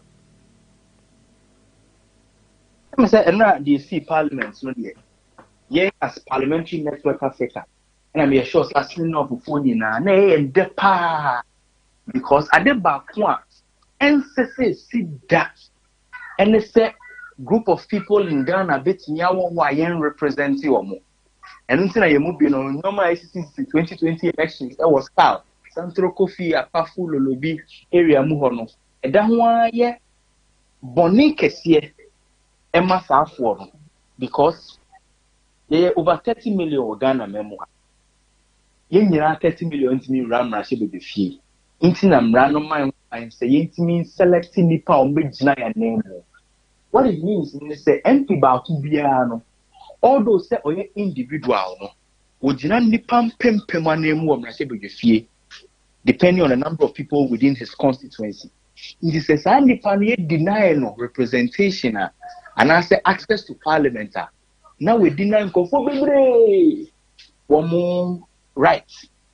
And to have well over 1 year, Mr. Kwesi, in parliament because court today injunction told us also went to parliament. Nay, idea a hard dream, papa. Into another DCA, and say, nay, the papa, the man, I say not to fall. And Nuntina, so I say not to 14 years go through such a cardinal sin over the period that. Mijidi said as a minority also share to make sure say all 137 constituencies of Mukutano will not suffer the same fate anytime Mr. Kwesi in Beko court because that's essentially what's going to happen if they all leave the chamber. Oh, okay. There's a welcoming news for OBI, especially Parliament Network in Africa. Oh, absolutely, and I still not afford them more because at least almost that say after the almost same be no say a ten of parliament at least almost nipo bit me on one name if me do almost a but where there before so wa mama chipung crans ana me no we na ayi se wutie both side na acquire accusation without naming the particular party wutie minority or say oh bi mu chiche sika the drew baby crowd mu tonyom say a teachers opoku skadi and ade e drew baby majority leader so sorry or say me wo ho na ebi mu che Wallentin boot ne nsekan etimenso me more party be adin the way yes shifting in parliament and ho about to how ye members in the future I mean say very worrisome but is it a cause for worry? It's a very, very major cause for worry. For the political class. And a young cassette memo for yet me gain who pan yet me who as someone a debbe badachi. In fact, at the assemble badada. Then soon as some do a sound of count daching see and share in Sisa send you annual. The first thing in say. Of course, the name the course so as enough. Any recent by-elections it taking place. Say vote buying was a very big thing. Product I would one idea.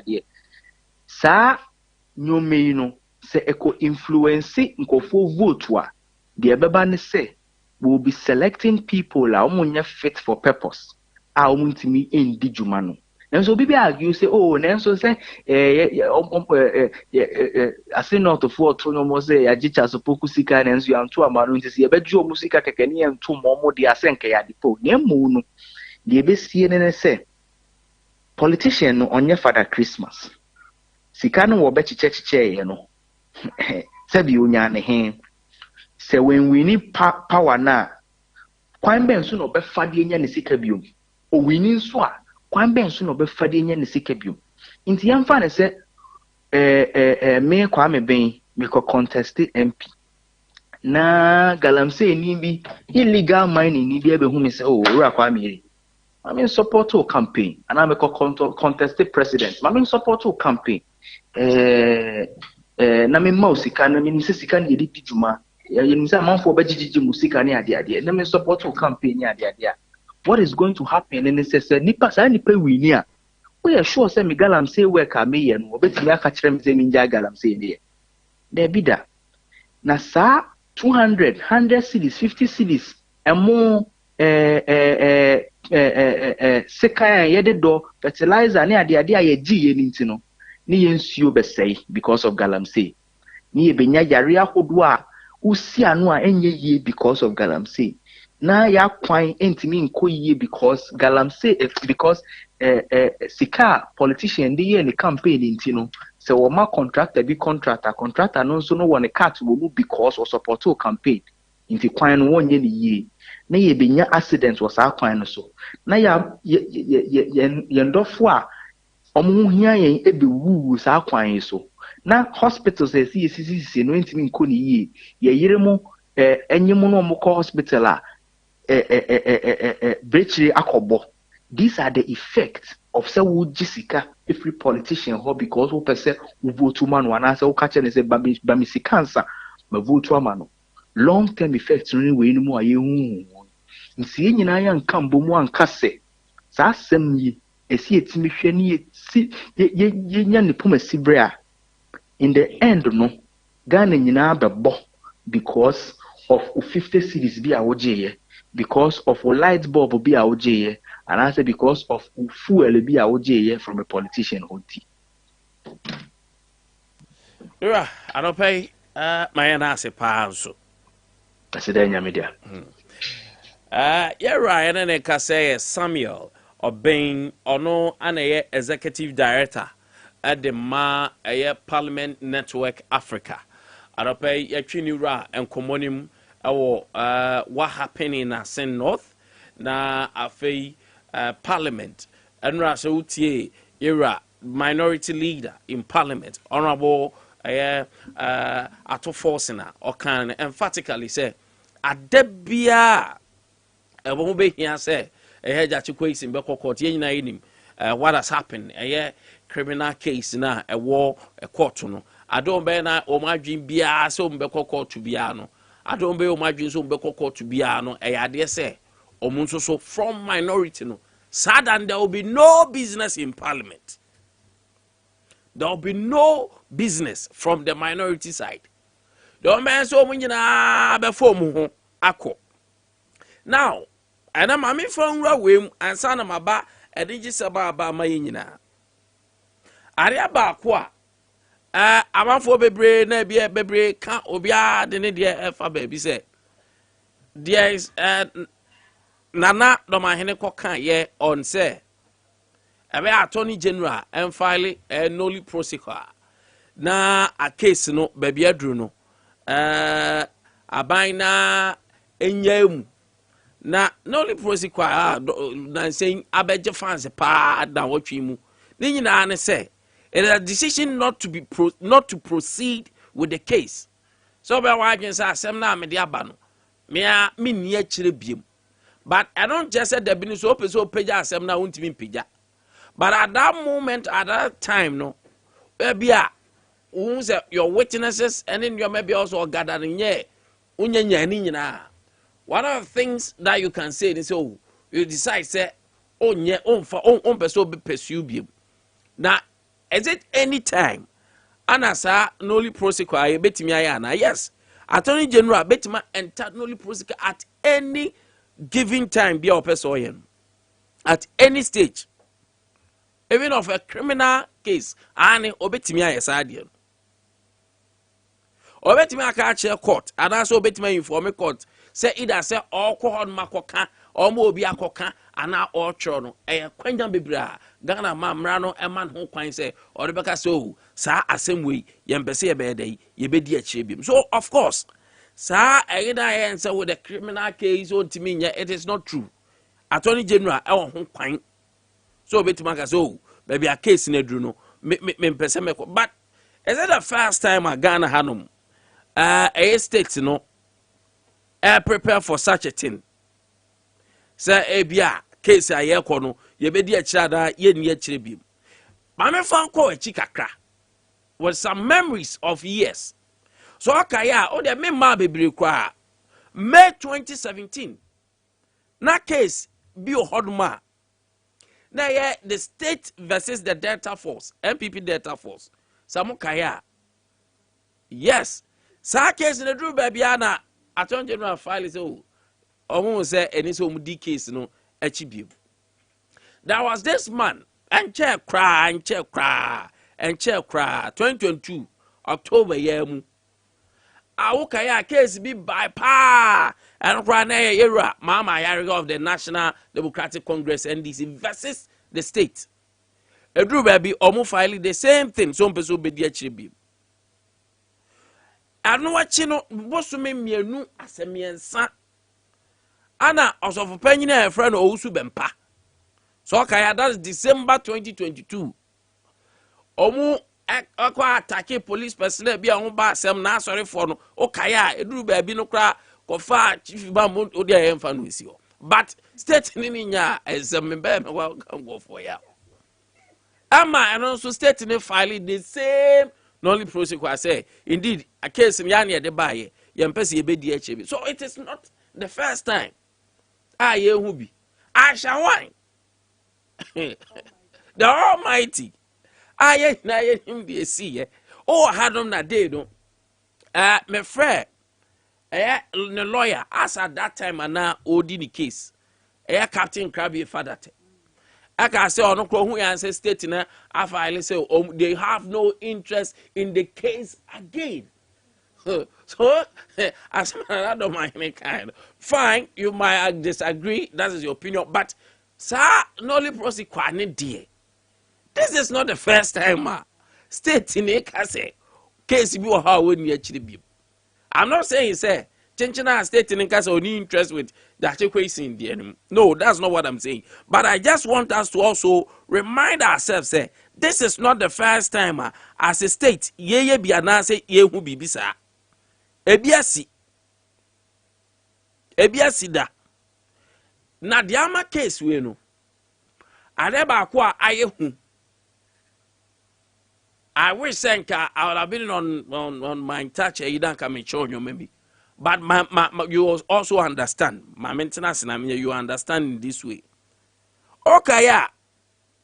On the 26th of July 2019, and someone one day papa ni binyo jachi kwesi no. I don't see a man a yehu. Obian person be take case according to Attorney General person obe take case for granted. Yesterday, there was a release from Attorney General. May I was disappointed in the Attorney General, but fine. You don't want to narrow himself to that line. No? Because said here, we interviewed, no? Now he was emphatic on certain characters in the said cases. No? Let me say case in the bar. Obebo be a dianka say, I say me see say, but or generalize no. So to me, minimum make I say that was my disappointment. Say you see generalizing issues, no.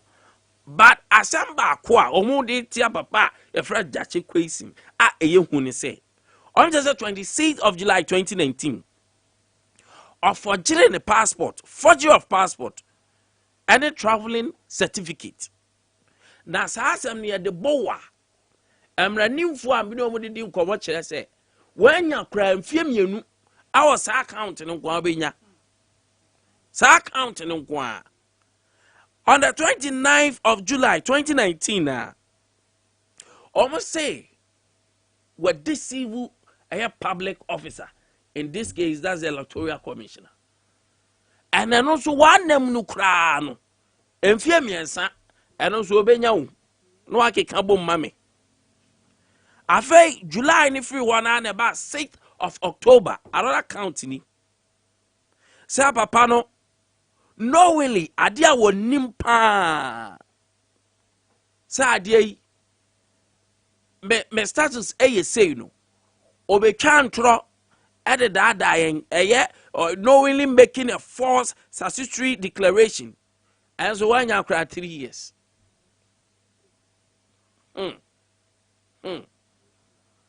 There's a go. I didn't know. And another count on the board no. I heard on the 8th of October. On the 8th of October. Now, also 2020. Almost say or your dear friend of false declaration for office. Say what control na dia kwa konya baby atena no. And also when ya no mfie miensa de abro obenya. Na die twam obie sunu a ene ehu ene asem kese no. Ene asem kese en the 6th of October 2020. And on friend page. Na no de ke abo papa ya wan kom kura mfie du de. Obekom page ni de ye kese pa. Na pay 21 they say or mechanical question should be around 71 years, 70 years, because I think 1952 or so, if my memory still serves me right. The vacan Ghana is sweet, oh. Ghana is sweet, oh. Ghana is sweet, oh. My man, I have opened in a quack. Now, Messa co screening, so I did yes, yeah, effect. And I'll talk about it. So okay, I'll not preempt. Oh dear, my uncle said you are from Mama chair. Yeah, you are an uncle to be now. To say, I do need you, bury my name if I turn on swear. Oh, don't go pon me one day, papa. Yeah, the uncle pon us. Yeah, the uncle pon us.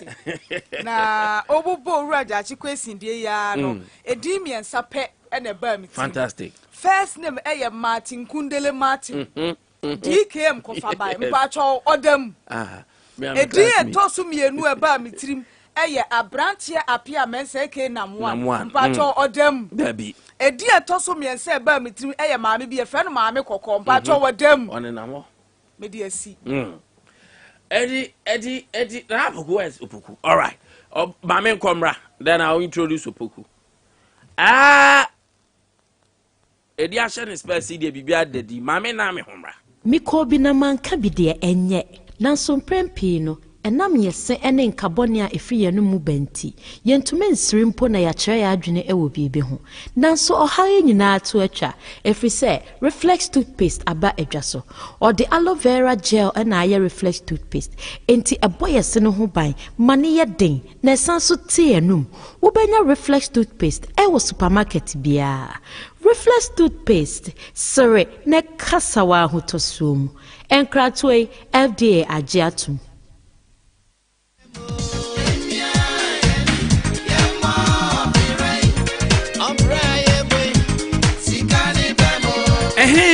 Afeni ehunu papa no bank mu obrimpon nie bank mu asiamri bank mu samansia bank mu dasebre bank mu buanya obua mu anya de ene se e bosi kakura bia bidin asanemrane a na Sunyani area teachers cooperative credit union wana mfie aduasa ne akire nie wandi nyamisro ahofama ane no kredie asom won customers osompa ma ne obi a esa wo mrane Sunyani teachers credit union ema odwa di fi obosi a eho dwo ema wande se wo nnwuma ase afoforo ade tre wo nnwuma na dodo na nso ene nam wo obosi aso aye dapade akese wanje special deposit deposit na current accounts service accounts susu accounts yi straight accounts emu bi a opese obi no so betun abue bi e wo wahwe ho ama no ayeye won corporate future plan no ebesisi udachi ama adwumayefo wona katua efa ho enim ahokyere esanse ebre bi a wo hia sika no won enya bi wona atoto hyese wo ho edwiri emfaso akese na won ma won customers sikasam wo afutu ema won de pagya won numa wasinwe na akrade nso obetia kwagye ne wo ho ama no ayeye ampani se oba wo mecha ware ase no otubantia onua nanso Sunyani area teachers de ba bi a wo ba bi won krabata no wankasa gye won asase esi won dai ade kyerɛ sɛ won aba transie ene mo ka sɛ ɔwon krabata ɛwɔ twidiem ɛdɔm ankwanta tenement anso won bɛn Roma soda no pɛ won adwuma ne ti ɛwɔ Sunyani area 4 kwajasko koso na kyiri pɛ ampani for numbers die 0244 433 113 0261 103 905 Sunyani area teachers cooperative credit union ɔmɛn adehye ɛdamase.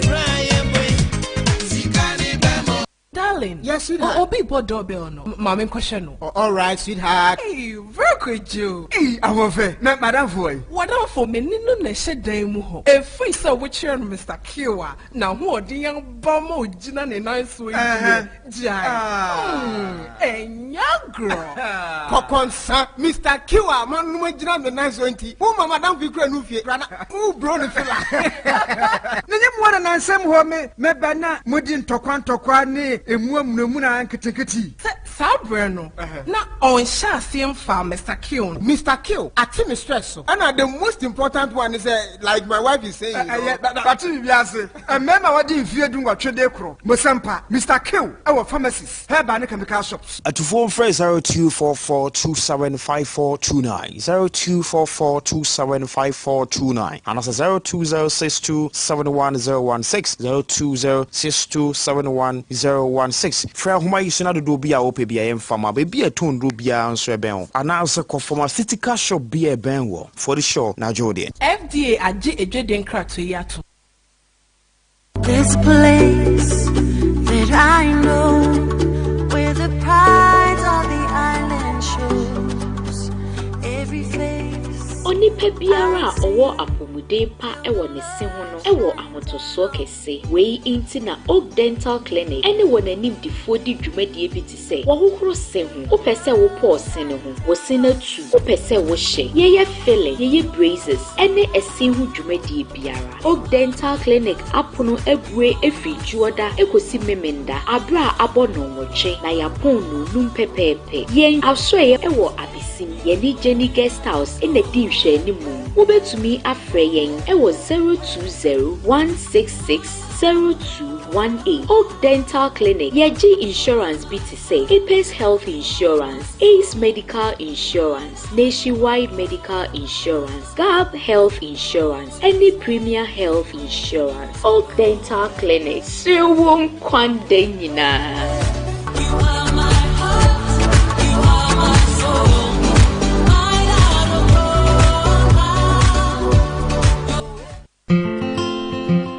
My name is Emil K. My son just passed his VASE exams with distinction from Ideal College. Wow! Thank you, Ideal College. Sementia Ideal College. Sunana Abdurazak, Diana Yazana exams daga ID College. Ya pass. Wow! ID College. Basu da Sara. Acho mi pajo, mene muumbi e pasi wasi exam say Ideal College. Oh, Ideal College. Na nyepu, mindanyeshi. Mon nom est Alpha. Mio figlio ha passato son VASE examen con successo del Ideal College. Wow! Merci beaucoup, Ideal College. Sawatia dansia, awofo ye dia fa Ideal College ho. Mfinhye duni achi a Ideal College eba abunu mani. Omuni obi ahia moda. Wo dwene ho se wo beko SHS. Na course ben na opese wo ye. General Arts, Business, General Science, Visual Arts, and Home Economics. Enya bra Ideal College na ye na teacher fo a wonim de na wosanso ye waye examiners no. Ema wonte yesrum kokra. Your 2 departments wasi and media. Your wasi center a school for no. Omotwa wasi nsohwe no. O yesuku wa. Wo dwene ho se obeba Ideal College. Oni Sunyani kodem ha. Your boarding and hostel facilities. Emma.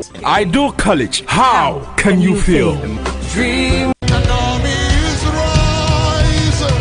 Sunyani, get ready to encounter the supernatural as Samuel Addison Gospel Outreach Ministries presents Prophetic Dominion Sunyani edition starting from Wednesday the 12th of July to Friday the 14th of July 2023, time 6 p.m. each night with your host, the Eagle, Prophet Samuel Addison. God is about to favor you. Your weeping is over.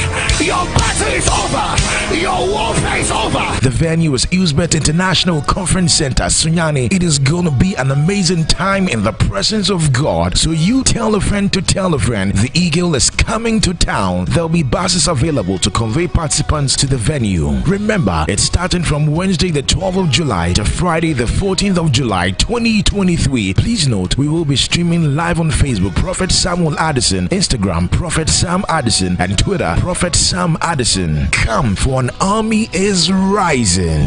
Let the army roar! Ghana line no fra, Obro. Hello, Wafa. Hello. Wafa, Nampacho Dino, Madruhin. Now, what to say? Me, ya be wa dani yo. Tong, ne no ma ba chu dani yafa. Wafa, and one tea, my free with you. Now, why are not me penno? To be mra, and I may be Wagana. POP, Meno, and come a Lipa. POP Light, come a German product. Now, you wire be NLE Raka and Kanka Esruno, Esruno, Abuasun Timi Fana Nonka, and a quality fittings. Many do Wagana. Then I say, footings, the near way, me, many bits Sunyani, coffee, grandma me. Wafa, and your footings, your friend is fittings. A electrical term, Maminchile Umu, the open, you was Sunya, your friend Lipa, POP Light, size be open, Saudi Shakona Hefa, German product, no, a Jibot electricals and Kuana Sunyeha, or Dibiaba, Afe, the Okayan, your friend NLE Rackab cable, a special cable, and Kanka, Entimin Fana no, Ja Entimentional, Abu Biansu, a Jibot electricals and Kua and a Sunyaha, or what's special cable nibi ana se ope seashore cable a free carter jibotin kuwa ene sunya ha odi bia ba ana se Turkish cable enwechi ope cab meter astrometer harvest cable tropical cable jibot will be now fittings no can ye switches sockets pipe any ninia any friend fittings no jibot electricals will ninia bi ho afa main switch harvest CNS Schneider any nasefo otombi ho fan standing fan ceiling fan afa bulbs ahodo a aba the modern ones jibot electricals say bra akwa waniema stowe wine our sunyain our rest Total filling station no honorable Oseya Abrosan mono na emrantia ne etatnase no Abrosan mono no asie ho ebo ho Jibot electrical eniema dodo bia obehia no eye negotiable qualified electricians ombetimi aboa ye ma free delivery and a discount so ye adwuma oni Jibot eni nkomo 0507948 318 and 0244 241053 and 024 2123 296 Jibot Electricals. Bra for the cables in na himfie anyhow. Nadia Manyaskay, me copy POP wura mana estimate mam. I go POP wura. Nadia sisima mi rambo. But I say, Obeto materials na semen kotombrel. Bobande me here. Seminar womedy POP. And I say oil womedy POP. And me put cooking oil. Oh, Penema command. And I get if you're right, and this house. So, Pesaminia a Juma Papa Maudia. We hear POP cement. Fiber no. Ya watintin any kesiye long and short. Binding wire. Any oil. Na hwe se beye ne meye adwuma papa ma wenti no. Opa yen na mento fiber no. Long one e be che me wientem na ye quality so.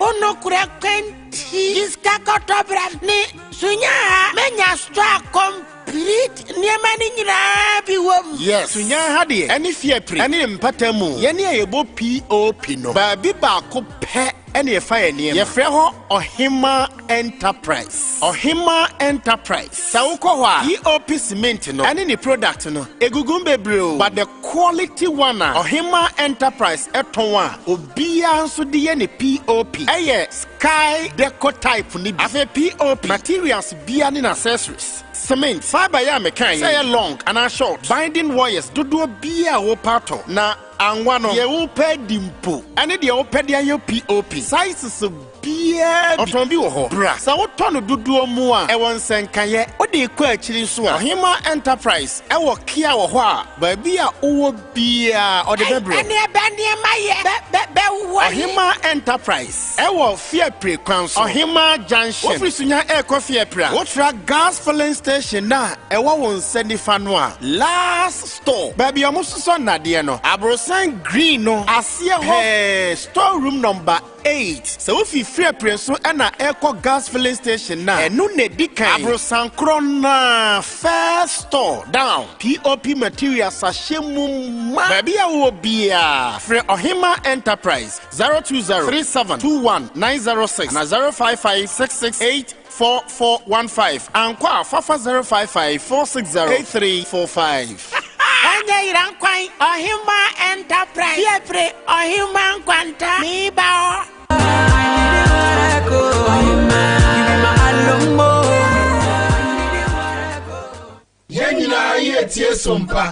all right, so yeah, back Opoku Mache.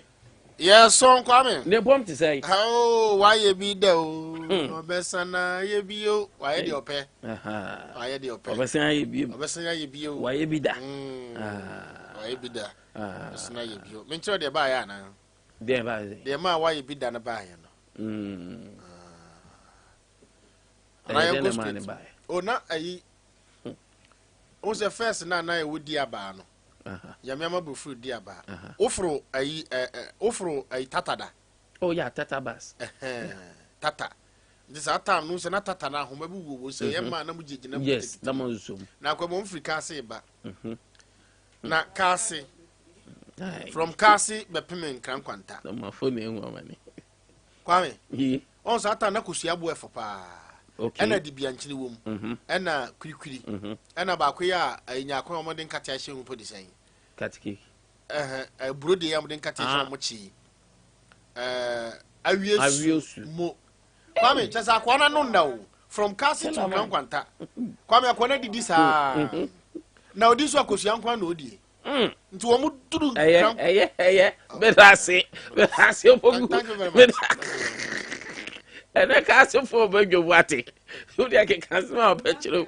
Now, young council, Bokus, why be Damijan Hobeka?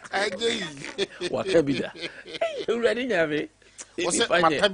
What can be that? Because also Matabida. I said, not there be some antiti no me TP. Baby, 2 minutes from home for ye.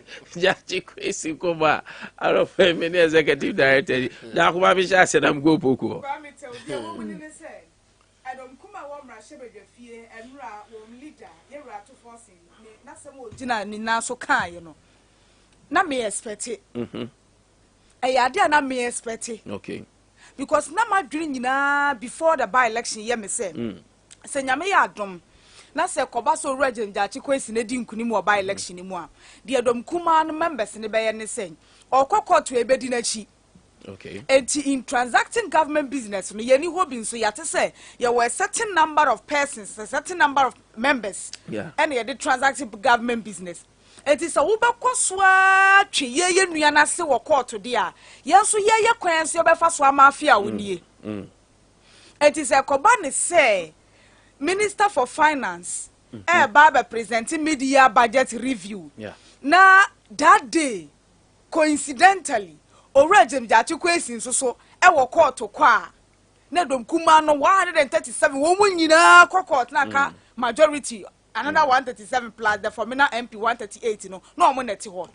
Is it possible say betumi a transacting government business using only 138 members of parliament na? Many of my adjune.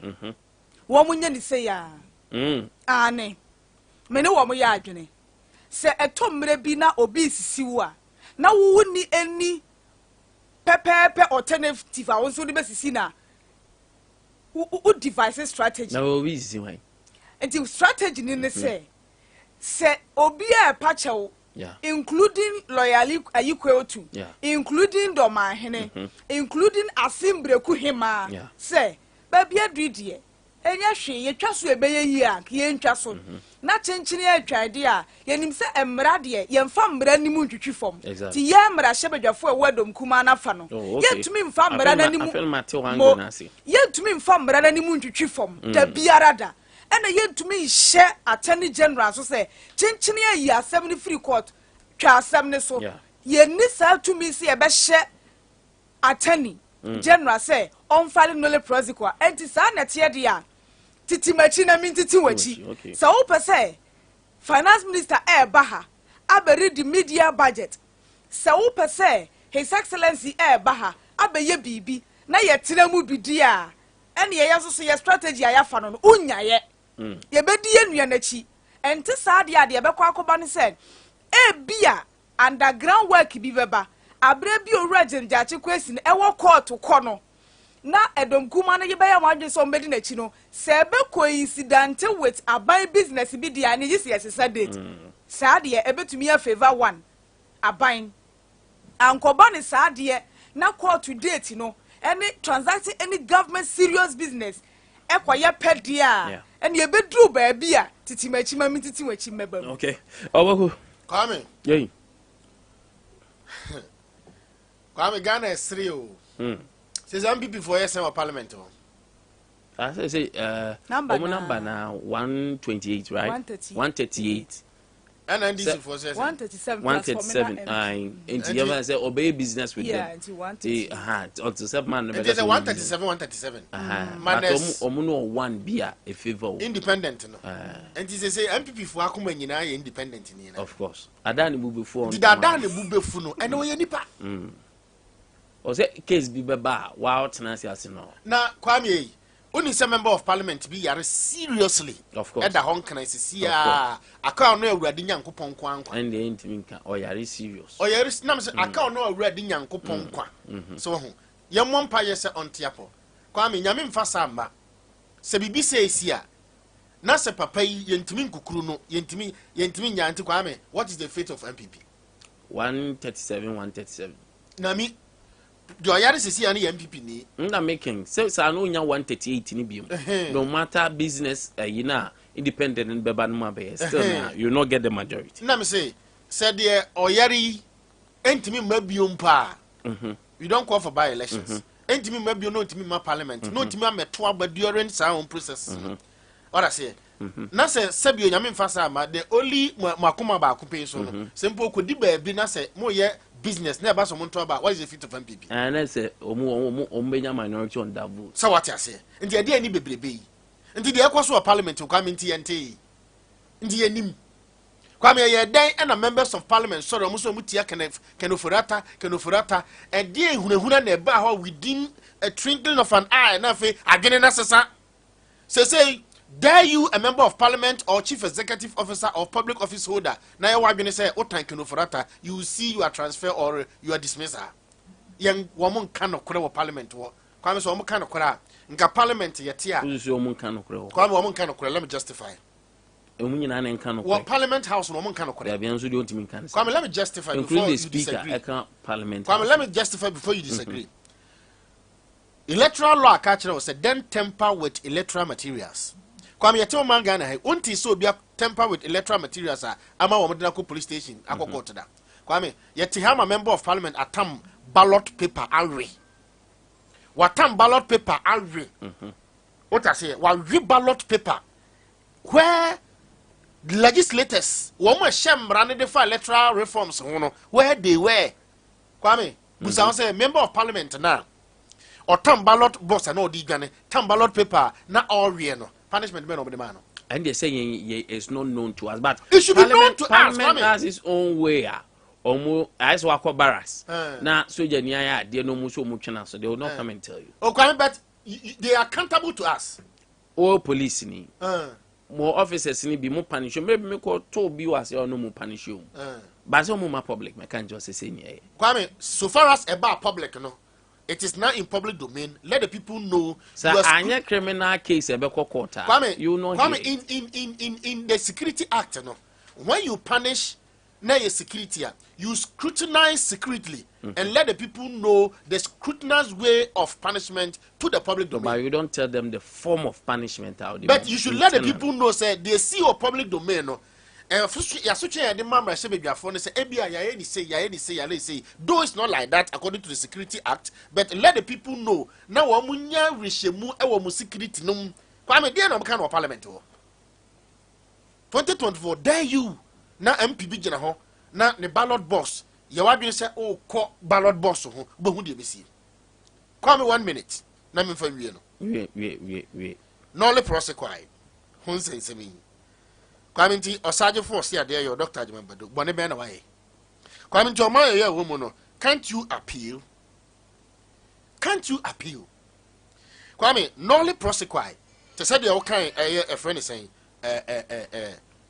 cases ya no le prosecute cases no Kwame o ma ya team no Aisha 1 obi anim say Aisha 1 one of the notorious galamsey operators one more investigating no Kwame Aisha 1 was 2019 2019 arrested on galamsey issue Kwame Aisha 1 ye catch them say ya man no le prosecute chese ni cases no wo matwam Kwame 2018 na ba be na te kunya so and so much but no le prosecute and just so much you don't have any interest time our person also revisit you bit my revisit and am busa say so what twam kura Kwame Aisha 1 but case you are not interested Kwame Aisha 1 case 2019 was called nolly prosecute exactly Kwame nolly prosecute and it calls you say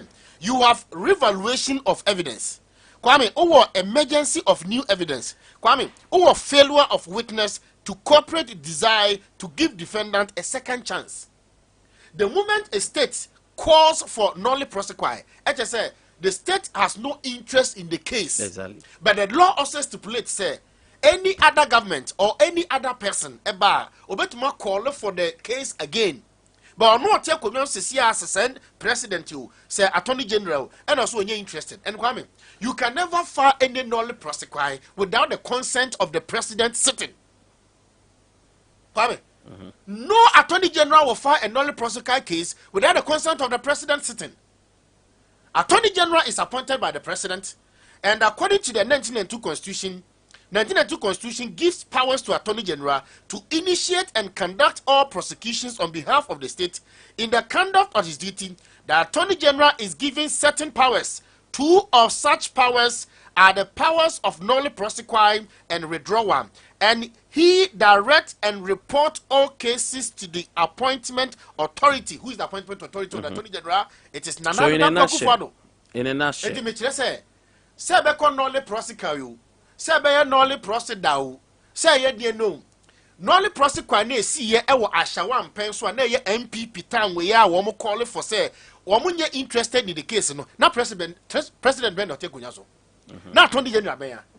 Enti adan na ndie timi ye adwuma onumpa Kwame wo say yen sase say yen kwaye say yen dachi e man kwada ma ya wo mo nyim wo mo nya yade no. This government called for nolly prosecute.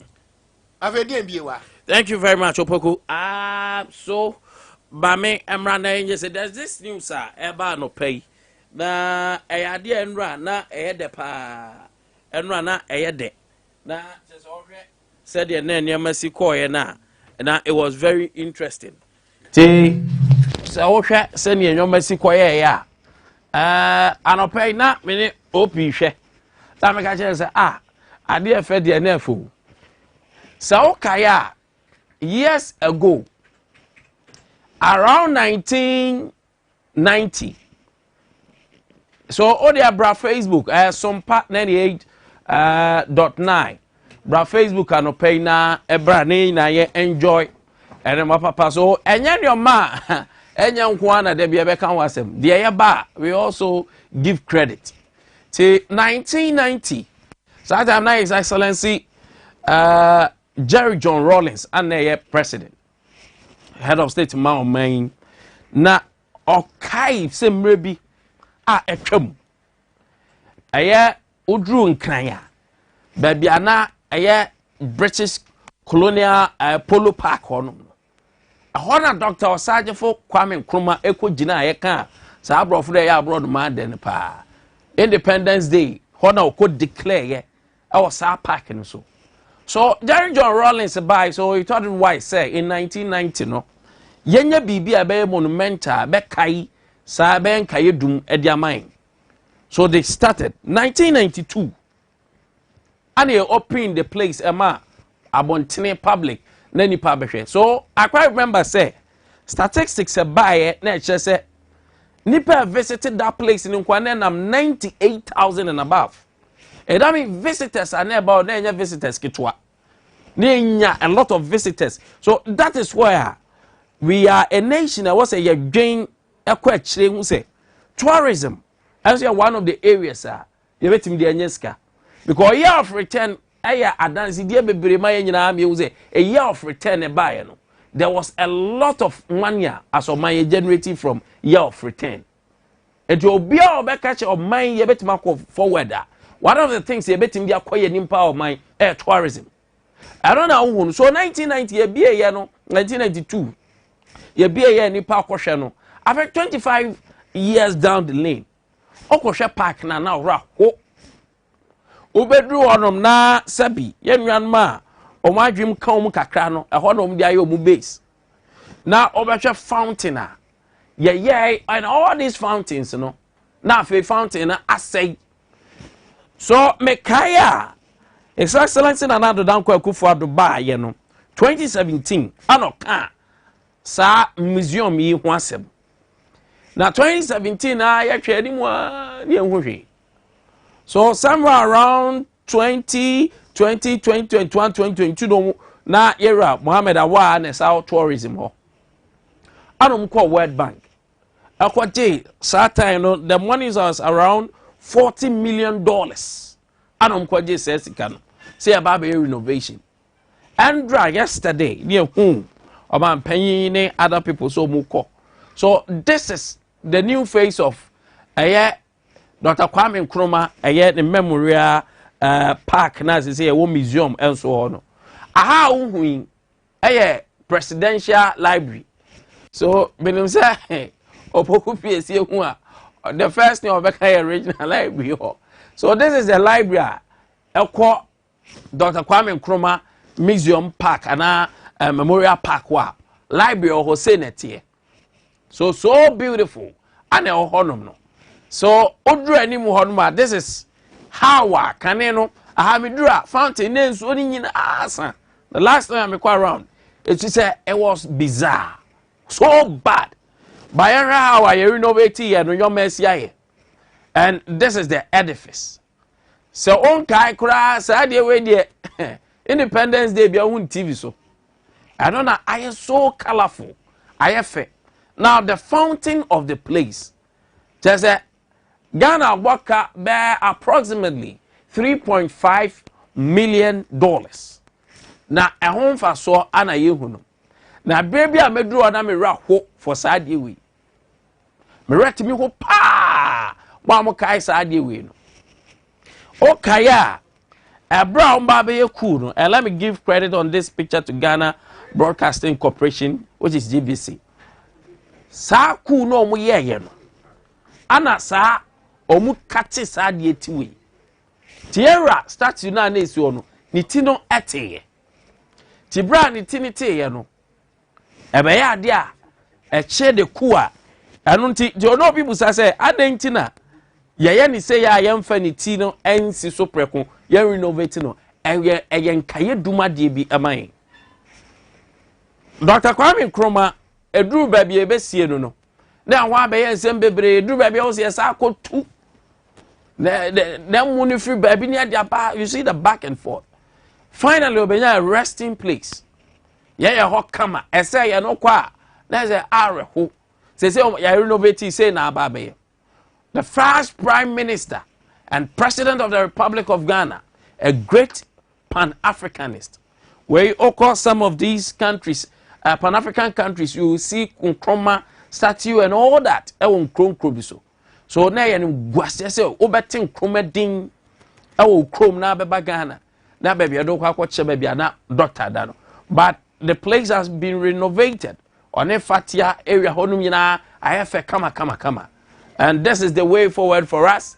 And to whom Dr. Kwame Nkrumah, no say way a baby I make a forward ever, backwards never. No of us if you say Dr. Kwame Nkrumah Kenya and one more brew, HSA forward in the Dania holding and a people protecting. So this is the head of Dr. Kwame Nkrumah with a Dinkra symbol all over. Ti echewe no, the entire fancy so has its own history. Our mra sa ku no ehya no. So this is the resting place. I say why fa pa udru hodma.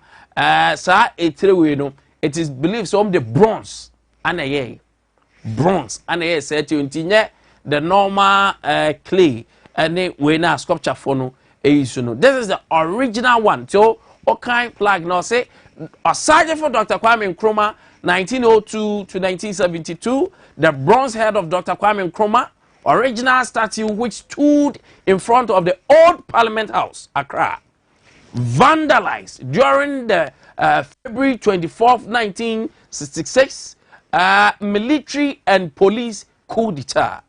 This was recovered and presented by a patriotic citizen to the Information Services Department, which in turn released it to the park on May 28, 2009. The Dr. Kwame Nkrumah until 2009 or don't for be who ya or do see ya or the buyer.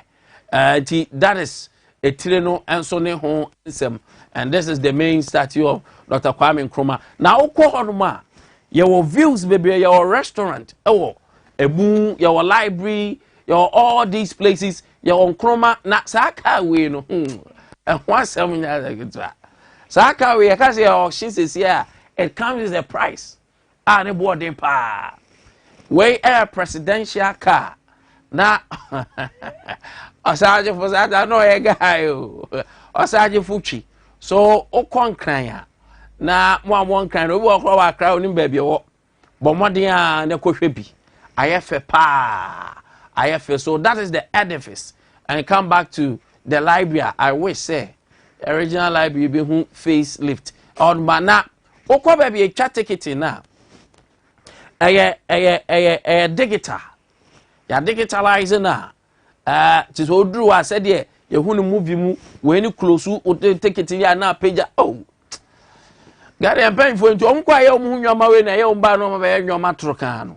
$3.5 million estimatedly and a call, sir, a dying. We will so they are Facebook and come and enjoy. So this is a year ticket area, no Oko Chow ticket. Now the room, now I call West Cashin. Now, made the mammy pay electronic one, and I see a digitalizing and say, Obin chat ticket in Shenbutum. It's the argument by the Hong Kong, dear, as or mine. Sikana eko Sonia and electronic. This kind of cost account, proper account will be made. Yam besa de bino. Ya besa who are who sama me konkan. Because who ya you see the place and you get worried. So beautiful. And the way I'm Nkrumah the batakari way. Sa batakari way.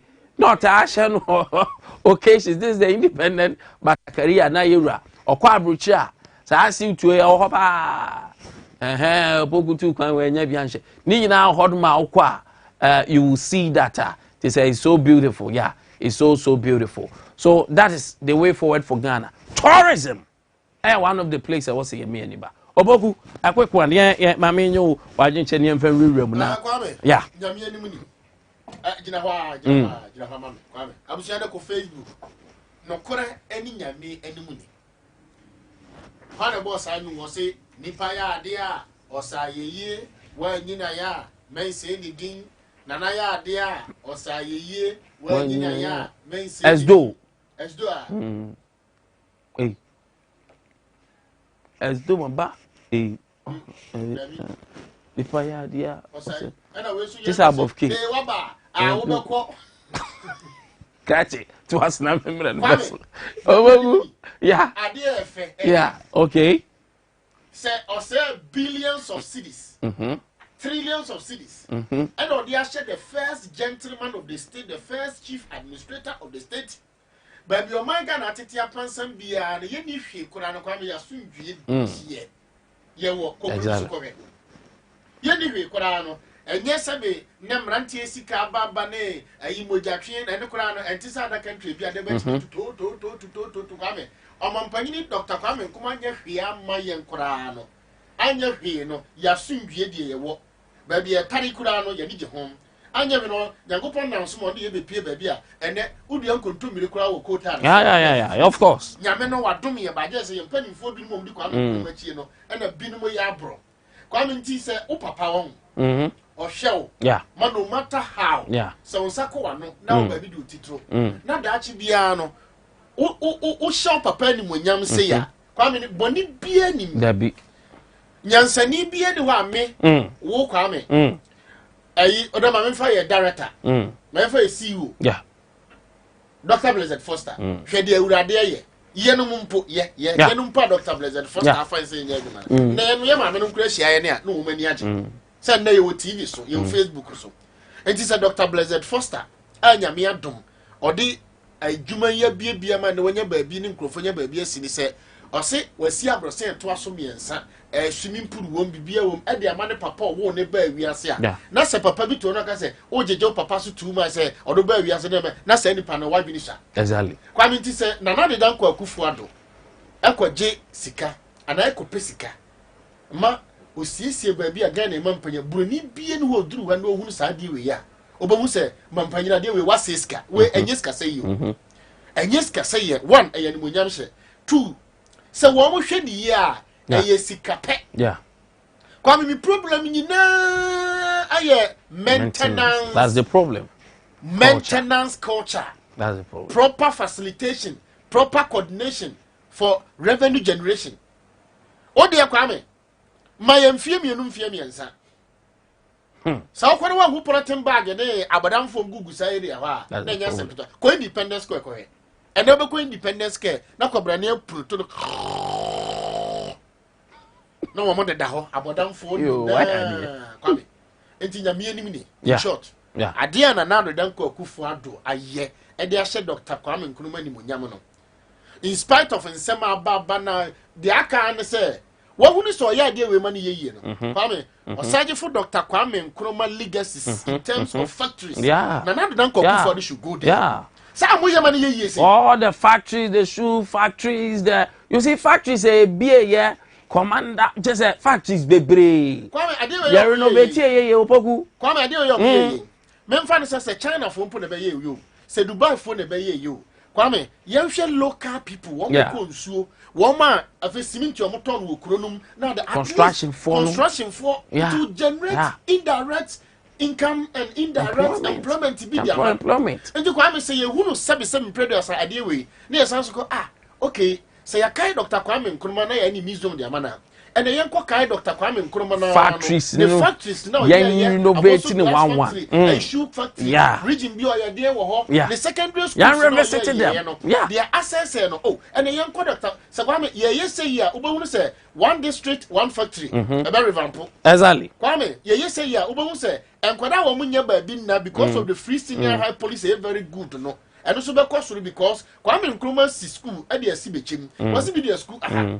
What the policy about and crying about being that? But Kwame Nkrumah is just as to one and the man said that Chibiano, more first dormitories.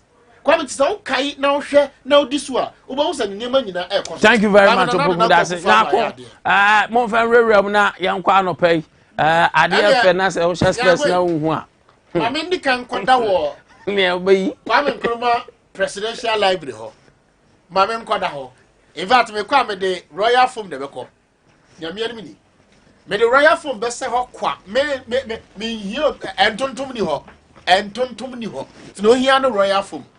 Royal Foam say woman attitude woman boss na mpacho wo na 10% discount free pillow. One we abekati. A free pillow. One we abeka free pillow. A free pillow. 020227100. Nyakomada. Wada, oh sorry na fe wa fa krom be oda. Eni ubotom. Eti se ye manu ubi na obeyi a eye Z-Pay. Baby a Z-Pay agent bia wono ko ha manache manaha manajo. Kasa mi beis ka ya mane ma free Germany. Na ukọ a me pacho Ghana network bia wosu bia obe mia *270#. *270#. *270#. Jimidi Every dicky aba register Z-Pay ni ye chow 10 cedis airtime now dear dijuman Z-Pay ya kwanya ye di sika emani sika tia wemu Mo why is kade amesrawo fa bi pa asase to so ye agent a woton asase legitimately afabra na ye mo ho dawro ma wanya asase na to wi empacho kukuru na ni si ho ukukuru si ho pepenchense papa eboso nyago pancho chense ne wo ho ana yo ne encha ye Joycam Roofing Company in Chanciness or the boss, Mr. Wadaroma. What the boss of a more 15 years solid warranty against fading. Tresse, what boss we are empa empro and so in Nunu. A bass up for a woman fin shed Numuntamono, one barber sees in Emma Sampudas and a pa Emma's way. Sit one more Sunyani, area 4 Goyfolo Station, VRA. STU Quanosoa 0205100900. Obosu ye per Mr. Wadaroma. Eya POP papa ifri Ohima Enterprise wo mo e wo Sunyani o kwa fie pra o tra fie pra na about na me ba cho on sabenkum eye frames oil on sanify Jokana gas filling station o tra no pom so na de bi e ho na uduru ho a na abrosan grade tintene no ase ho per store room number 8 so free press number eye first store down POP fiber cooking oil POP seminam afi binding wires ahodo Mr. Oton do mo a won de ba beja wo sunya ba bia o ko ba bia e wa chiri so a ye tebo no so ye de ma wholesale prices uper retail so aba benya bi 0203721906 nyago de wo mni so oba so okunu beto asase ama wa na wo de na ano woni ne ye eti oba asiesie ahemfie ho dafo oba bibia ye correct eye kulu Ghana limited for na de maduraba ye fa no araba bazin tablet no woba o memini bia siesie wa hemfie kama therefore mpacho oba ni siesie ahemfie ho no won so asese wo boa wo ho wadro ye Mr. Kill be maye be memu yisisi yade afiri ho ma ni gina ne naso sope yo atwam huntun capsules be ma wugu nsia na ye wo ya ugu nsuo totoa so kakra bia na ebia kam na asa da bi atwam eye huntun capsules mpacho mozaine green light Cap Herba Macubert Pharmacy ni baby eto adro bia benya bi aton 0244275429 na senyame ya dum na moye yi wie na sa wo ne ba na oba ne be hye adwuma ase a na afei abofra 3 months ya de na fa he oyiri ye sojani no wokọ adwuma na e ba hye na chi mi hu bi krada enti Bellaland Learning Center. Wo de obane ba no wadi abosome miensa kopem mfie miensa. Wuni adwendwene bia da wo so bio. Wo hia ekonko kitwa bia friend feeding bottle. Wo bekwa no achim no fo ni bia gum. Se wa sha ase didi o de aduane aka ho de na ba. Na Bellaland na benfo a wo musua early childhood education no. Ye nya botra hwa akwada ne kama. Ye mma binu mu di agro na wo mu ni agro ma wo ho ye fi. Ya na menya wo bia wadwumanti wunya kwanfo banko adwuma mu hono fa oba ne bra Bellaland Learning Center na odi onya mfa ne maya fa wani behwe ade keke na be hye wunkran ba bia ne yefra ho the place no ena yefra ho groovies ben KFC e wo sunya fra fie pre kwantempon so wo de yefra na bisemu asem 0241 28 2533 0241 282533 na odi abofra na ikona senimfie no apaja kakra 2 years 3 years a ya na odi bibia hye bag ni mu eye manchi 4 biscuit ahodo lunch box no mo eti nkwadaa no ya no mo pe manchi milk crunch no wo mani gye ho se nkwadaa pe de de pa ebi na wo Facebook ebi nie anytime cracker anytime cracker no de papa anytime cracker me pe credit no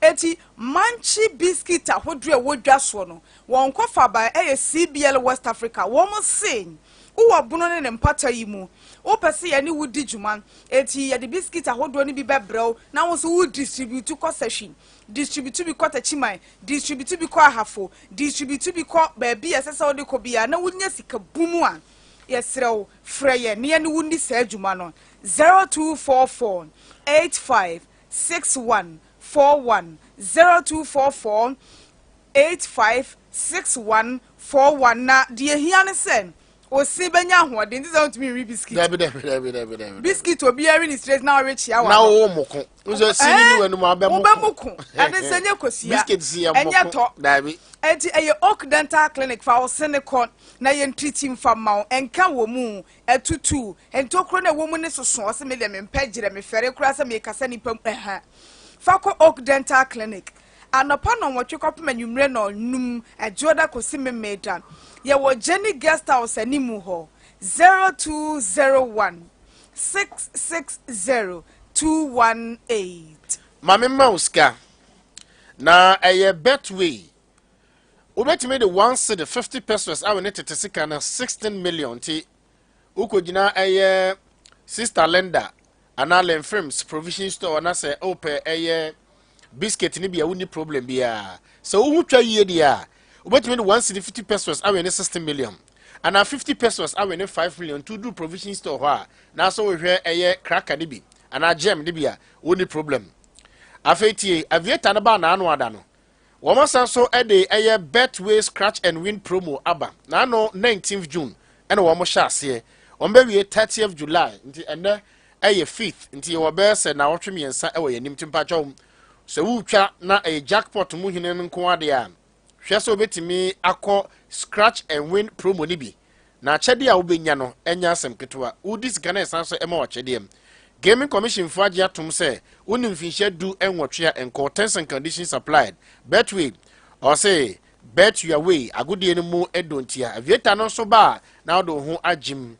Ideal College say, Ukita phone papa na ye, Franco Trading Enterprise phone, sir. Obeti me, Aqua Ideal College, one website.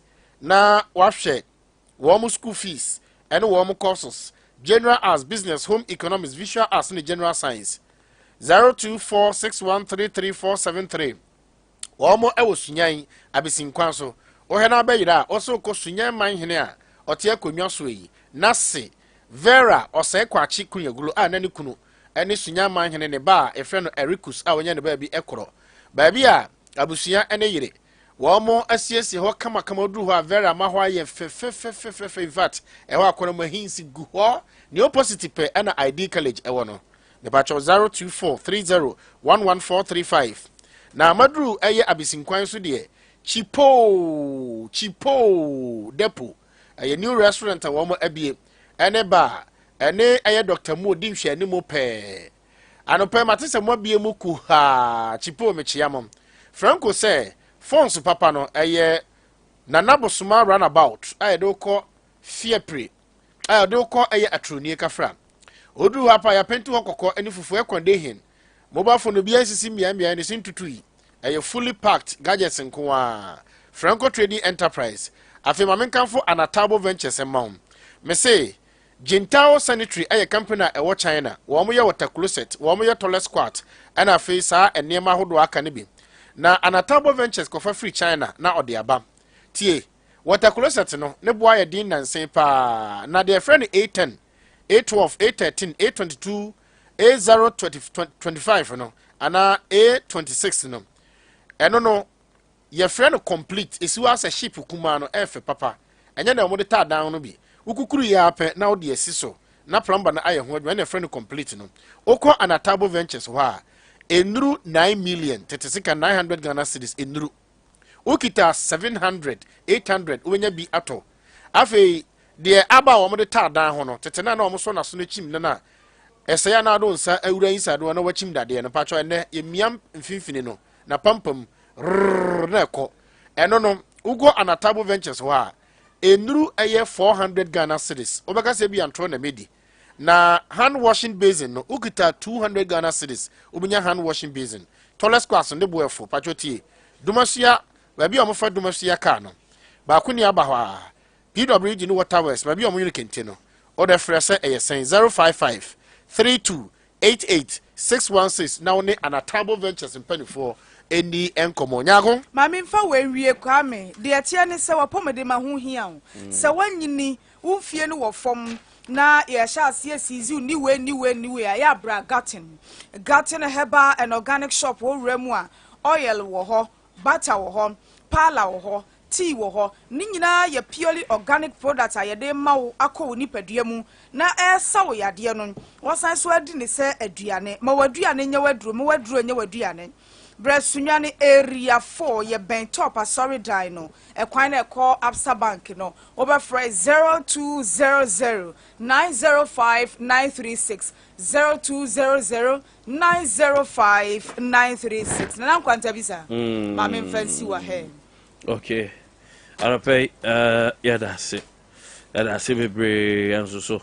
ahodom na yan sha se ni nkomo Baba Mando represented the New Patriotic Party NPP anopai na anopai yenkomo a yebedie ayehwem pa anopai enso so ewo hanom na meka so betim do message nso afa 0543989999 0543989999 na yakenkan mo am Facebook no so o de fa comment section wa Yabejeni Akinkama Akufo-Addo European refurbish 30 million Kwame Nkrumah Memorial Park. NDC MP to boycott Parliament on days Kwaisin goes to court. Baba anapai marching. Nampom to say Alhamdulillah. Yeah. Boko. All right, I'll pay a quick one on.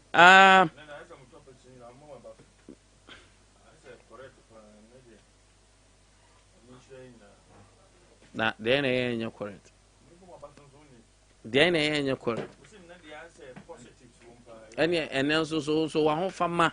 Any personality are presenting your correct. Yeah, improvement. Correct. There's more room for improvement. But I thank you very much for at least today presenting an AI correct. No, today presenting this topic. So remember for the first time, my pick it positive, and it's good. It's not all the time. Never discuss it. We are not here say be idea be favor. Matthias. Until observation. Until that's it. Also observation. Your observation doesn't count. We are professionals. We are no, but the way I dem about now to Anyampia. Your observation, the public. Me and I want to say. But young museum no. It's so nice and so beautiful. Be a can was maintenance and amount for be a drink say what's your shame. Yo, Mindika in fan check us in for the Crun so some party for you now. Men shady punk crying say young Coswan smart by you now. Men fa report kakra ya hima hwa na metenti no kwan no contractor no so ye so say obi a ofa so bia be hu say wa intensify the efforts very soon na me adoma kwan no omego so because the minimum say chipping saba the minimum say one block one side the kura watin team so all the time watin team so oye pavement na bisi na bobo contractor na so onko so na onye ne tentem ye dem ya ebi ewu so mesre tseke ma me invite enne by 11 be try say be invite na wa be count no MC yakoya hima. There's an issue I wa on person mo ye kwan no say MPD kwan no ko no nyame adom mo ye no mo person mo tra de call different cancer school no but dan bia ko block na sa dan no nka say already no nananom na e pesa road no nti compensation de nya ban na be de betua but assembly ye say omo ne nananom ahia senke be assembly be bo nananom so ma asase so na me contractor so be ma cement na ye di 2 rooms ni yeah the idea but unfortunately and sisa aman so to a soki adan be submerge some of the houses around station do ma team so kama but what we are saying is say say no beko na yakuhuna nanom na yɛn nyinaa no yɛto hɔ no because MC yɛ ne urban roads for waba hɔ bɛyɛ 2 times MC ankasa aba bɛhwɛ the situation there yɛmpɛ sɛ yɛbɛyɛ kwan no awie afei na issue foforɔ san yɛ den ɛba nti yɛwɔ hɔ no na maka sɛ topic no afa and I think it is nice obiara bɛfrɛ no ho as a Ghanaian so ɔyɛ nkromized and I think it is relevant nkromized to my me perspective there obi biara or yeah, Pan-Africanist, or be aware and independence to rule himself and to dictate things on his own, if he's a sanity. But the AFA, say, this MPP, and I'm a recognition, I'm a modern, befitting memorial grounds, Ediama Dr. Kwame Nkrumah. Modern befitting. Now, Bakaya, or Mampina Kufa don't kwan, or Mampina, or said that this are respecting him. Your leaders ni bi so Hillary man na mu kura be kwa kun se why dey wa ya wie kura san so the poly why dey ato Hillary man Asumdie Park na Mills sabi onye MPP new but what say but o mampanyina Kufuor ne MPP and now ko Mills Memorial Park akwa tourist what site me boa so sa respect no MPP nko na de ma leadership JJ Rawlings or your dear on started Kwame Nkrumah 1990 said it was 1992 right Ediba but been by inherited John Hobasa basa in fact even Mills kokoni do boy tamankofo bi wa ban so kra so mon sanso redevelopment fi Akufuado ene be ye ho ema ho sedity na dey me fe makono so no say it's not just the place me boa babia edisika besan den aba adenta because bi opete Dr. Kwame Nkrumah edin bia no so who show ne better curriculum this is the first time Kwame say exist me boa ne car wo team ne books a watchro ni so a oye it is only Nanado Dankwa Akufo-Addo. That is the respect it gives to great people of this country yem fa basobode ekese emo mampanyini ene the MPP because you don't want to make us say with a fellow you ma catch a Hillary man. Wow, where Hillary man yet a crab out. Ebe cast a young po and ne oma institute sika. Say Hillary man yet every month a corner year. No, my men obeka you make TV3 ni GTV. So come and ne the other Roma my institute messages are only be edie. Obian fino. Enti yetime ye way na make us say yenya binka homo. Buzia wo ho. And also the tourist attraction ebeba and a tourist ebeba. Ye wo omo ma baby even a champion okutua champion oyebi. But what must say? Ye san no I think say but this one no ye mega because Kwame Nkrumah is Kwame Nkrumah. In fact, Kwame Nkrumah is Kwame Nkrumah. Africa you know so omo bobo din Dr. Kwame Nkrumah na din he den. So I think it's a correct move. Giving respect to Prof. Mills, you do okra sunye sa okaya. So no one party kura neglect Prof. Mills. And ne nyame da mo obi abehun so mampanyina Akufo-Addo na adi mu fine. Onti se bi mu asabi krokro de dwon. Ayesa me do. Me no. Ni ya bungarato. Thank you very much, Baba. All our regularity marching. Major Seki. Inform to say approximately 3.5 million US dollars. And Kwame Nkrumah the museum no that's the memorial park now pictures have been shown over the years I checked 78,000 visitors na neighborhood so estimatedly going forward a day now we expect to sa project so ke didi kan mami enchia na menchia watifo but it's a mini kasa so aban bia nye bi da ba no aka wa 1992 obi de na obi abe renovation de o de say aban 92 no sa time na ho ya na obi papa na so obi na ana obi abusuan fo na fi aban bia nye I think that we have a lot your nyama bebre successive government if you IB echo. I don't think that your challenge here, your Ghana is only Kwame Nkrumah Museum. And I say, but there is I don't think that the challenge is only Kwame Nkrumah Museum. Do we ban obese school? We ban obi yakwan. No we ban we museum or museum. A dear in that's wrong. So what I say. So you have the part now, me know, because Omugu a moda want to know. People who have a more couple busia, and they provide the Adriane. Or moda want to because of some come fear betcho matum. So a baby decides can tree or mocha. Now, babies what the baby's human. I don't think there's any extraordinary thing. Me know Tia, me know say no. On the 6th, today is what feet. It means Ochina bondholders, individual bondholders, almost are community of finance. They are going to a month for Mudu Musica, a koto a pino a bond. A bill upon my passamedia, I see a say you almost can teaching our more picket. And now me know Cassay, a month for Nedrian Indi. A month for Nedrian. Saki, if I should open the phone, messages is here. People who are calling to beg for 20 Ghana. It will shock you. That is the state your home is here. That is the state your home is here. And they say the answer question I am a Muslim and said, be a young tun can boom. And Alan Koducham and I can't say. If Baumia Akufuado 8 years Nasama. Who's Baumia? He's the head of the community management team. And Lalan Koduman then said about Baumia is a member. And who one will be the Gagas first.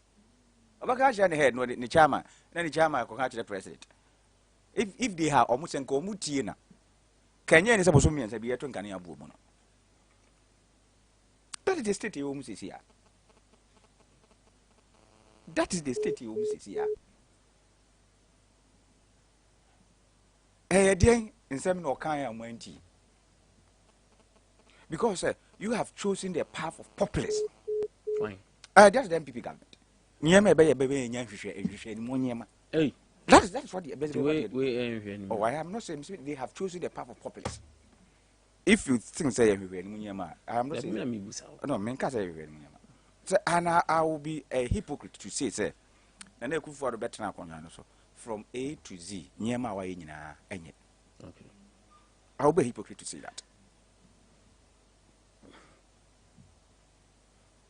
And the renovation is one of the good things. Why? It's one of the good things here.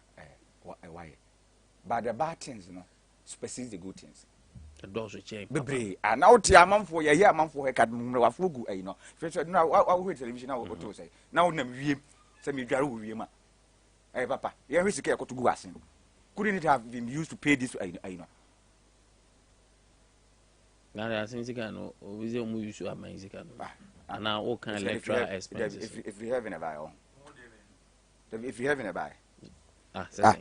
Now, we have the American and American. Good for recording about a topic to good. But we are going about a topic to good. Minister going about a topic to good.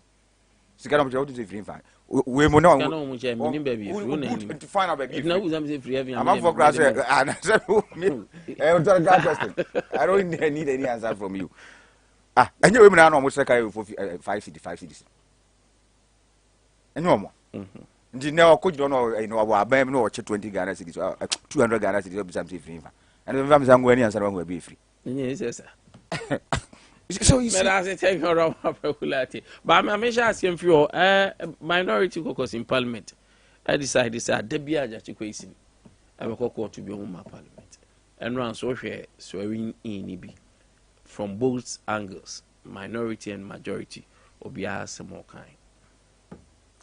It's okay. I think it's in solidarity of the cause. May I have hold the view, sir. Any education as for mine and me have challenged with the Supreme Court ruling. they have ruled. The core Domama at the bar said he's appealing or sre or man penny senka ebeya go to the word I'm appealing if me sereno sanka ebeya a bidem first or a propagandist they didn't attempt. I listened to your national deputy youth organizer on TV3 and so a NDC propagandist. So omudi didn't attempt. Na me enyem nwa because yet tunya ha ya. Ana baba amando omudi di tunya ha na attempt. Why you man ka send you man am man ka from ngo.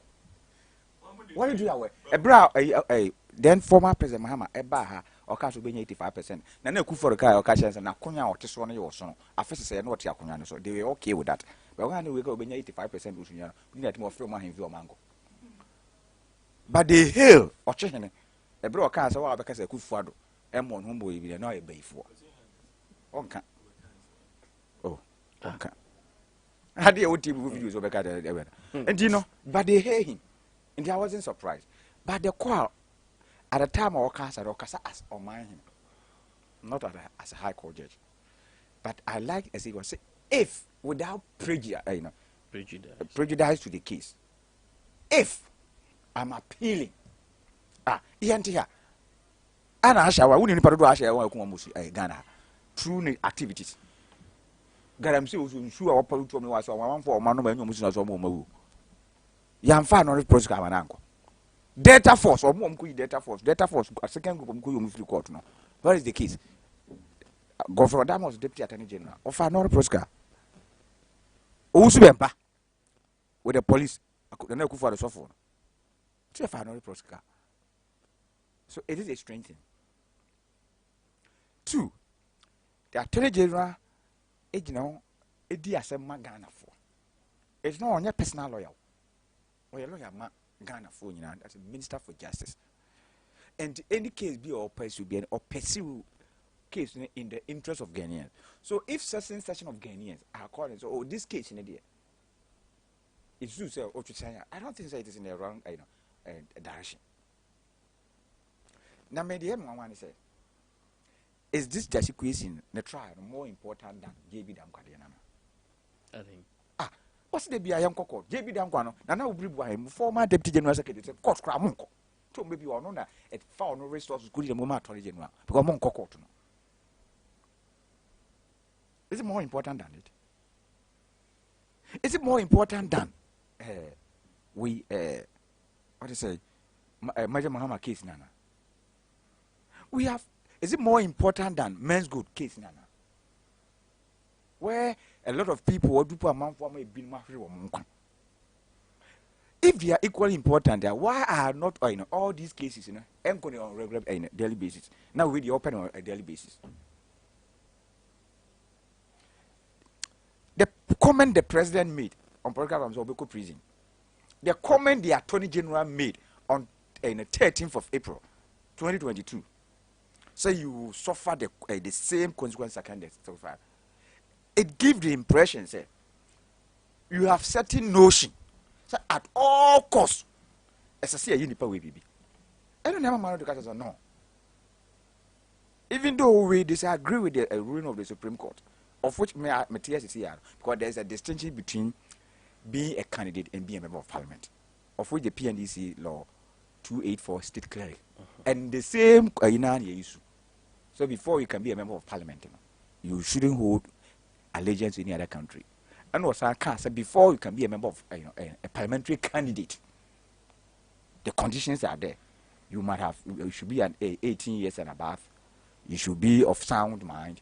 You should be of be a good stand. The only electoral law, who you be a secretary or task, and also one make it satisfactory arrangement. He never thought about dual citizen.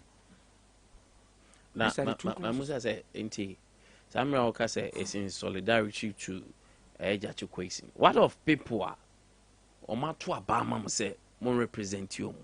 At the end of the day, you are moving because of more, should I say, selfish interest as a party, as a caucus. It will be selfish interest and constituency. No, but some more yeah because say it's a member of the NDC. Is he also prosecuting because of his selfish interest? I'm prosecuting. The Attorney General is prosecuting and calling for daily hearing of the case because of the selfish interest.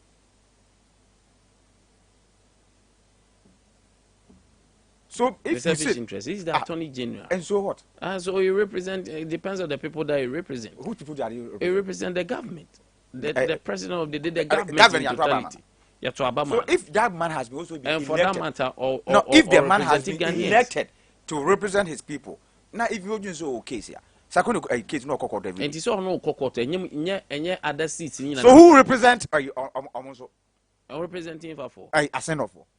And every day you want him to be in court every day. You want. So we have. It's not legitimate. I just said I'm going for picket to you know. I don't money fee. No, but that's it's a way. It's a way.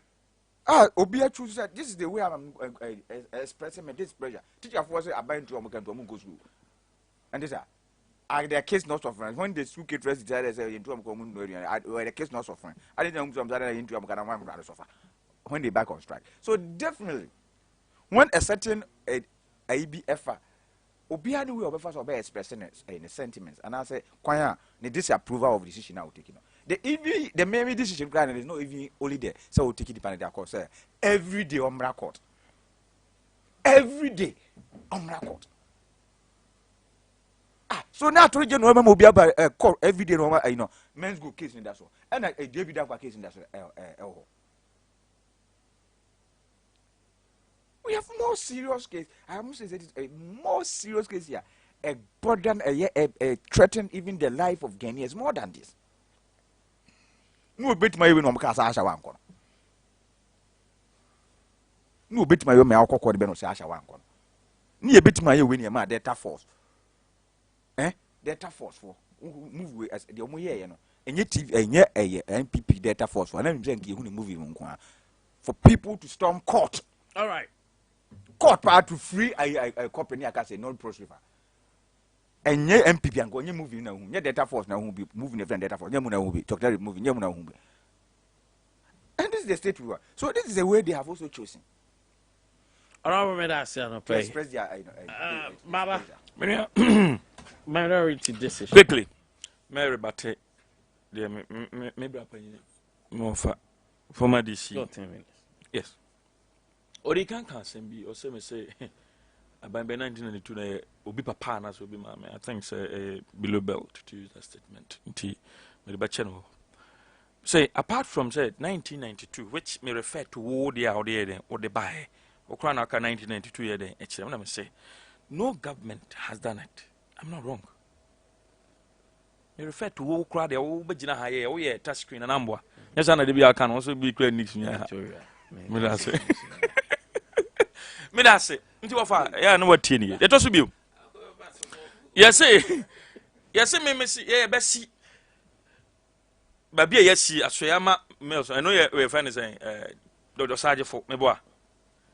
And no mum, Obi, see school down. What's his school down? Check every public secondary school. Munsi quarter to say the yes. Yes, STEM school from ground state, one of the finest in Africa. Must be that. Ask. Yes, near sign ye as Panifua or my bedie.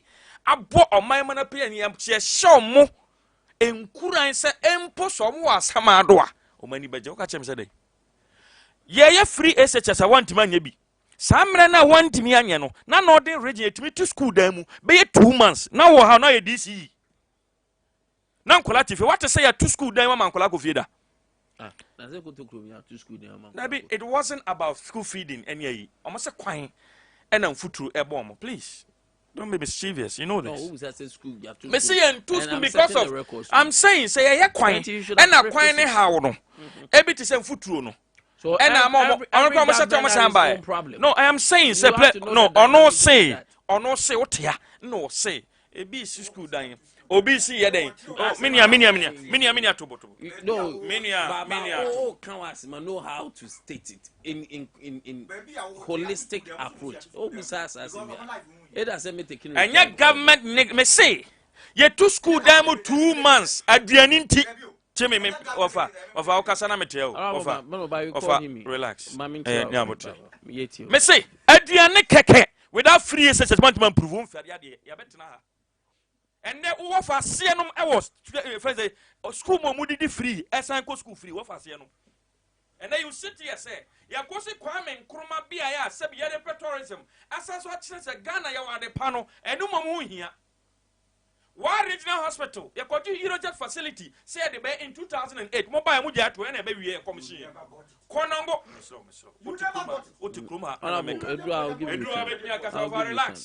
relax. Yamakayo.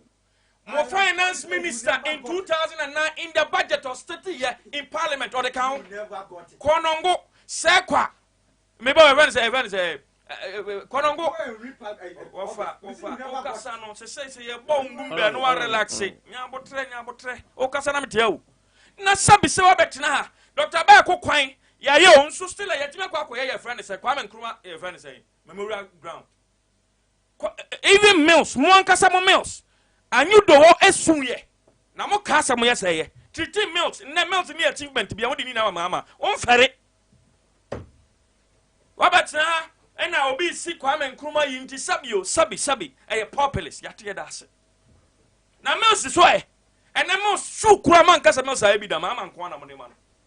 Mamu ni abaye the crab ya come and the we are saying now some mills so na oyede osebi. Wabet na no near populist ya dase. And now tell kasa asemi nkwabi of 2008 na de ma contract mo ba mu twamu and ya nkwabi of akwan. Urafi. And ask yourself, courage, STEM facility, yes, you will be ni buna. Go and see Kwasi. Baba on Jachi Kwesi. And never buy you refi. And no refi. And ya never railway. Taman Pakada Dakulu. Water project 11.8 million euros. Muye yabaye SIA Kwame Nkrumah. Wenchi water protected 2 million euros. Yeah, water project. And now take access a population. Who the feet, papa? Now I see you. Mamma penny for the woman somewhere you and so an area. Aden. I go for a young day. Aya. Yadi Becoso, Asumo Manga. Ebio, Jachi question. Honorable Jachi question. Namum. Say a Becca Semra Ghana. I am at the say. A bimucha fa or Sajafu Doma Mayan. He was right. So Becca said, oh, he's appealing to Attorney General to discontinue it. Nobody can say fault of that. But problem I war as Seminole said before that was say Sankono judge was Supreme Court. He would have gone left, conquer right. According to law, beside lawyers, so as a high court judge on reason you Senka oye minu mienua fair. Remember, Domahini is still a high court judge, and it's against the ethics and the tenets of law to criticize a decision of the court. Even a lawyer can do that, but a judge cannot do that. If you don't know. No, but Ubit Macho Wiving after the case is in conclusion, you can call any lawyer. I am giving this. I listen to Azar.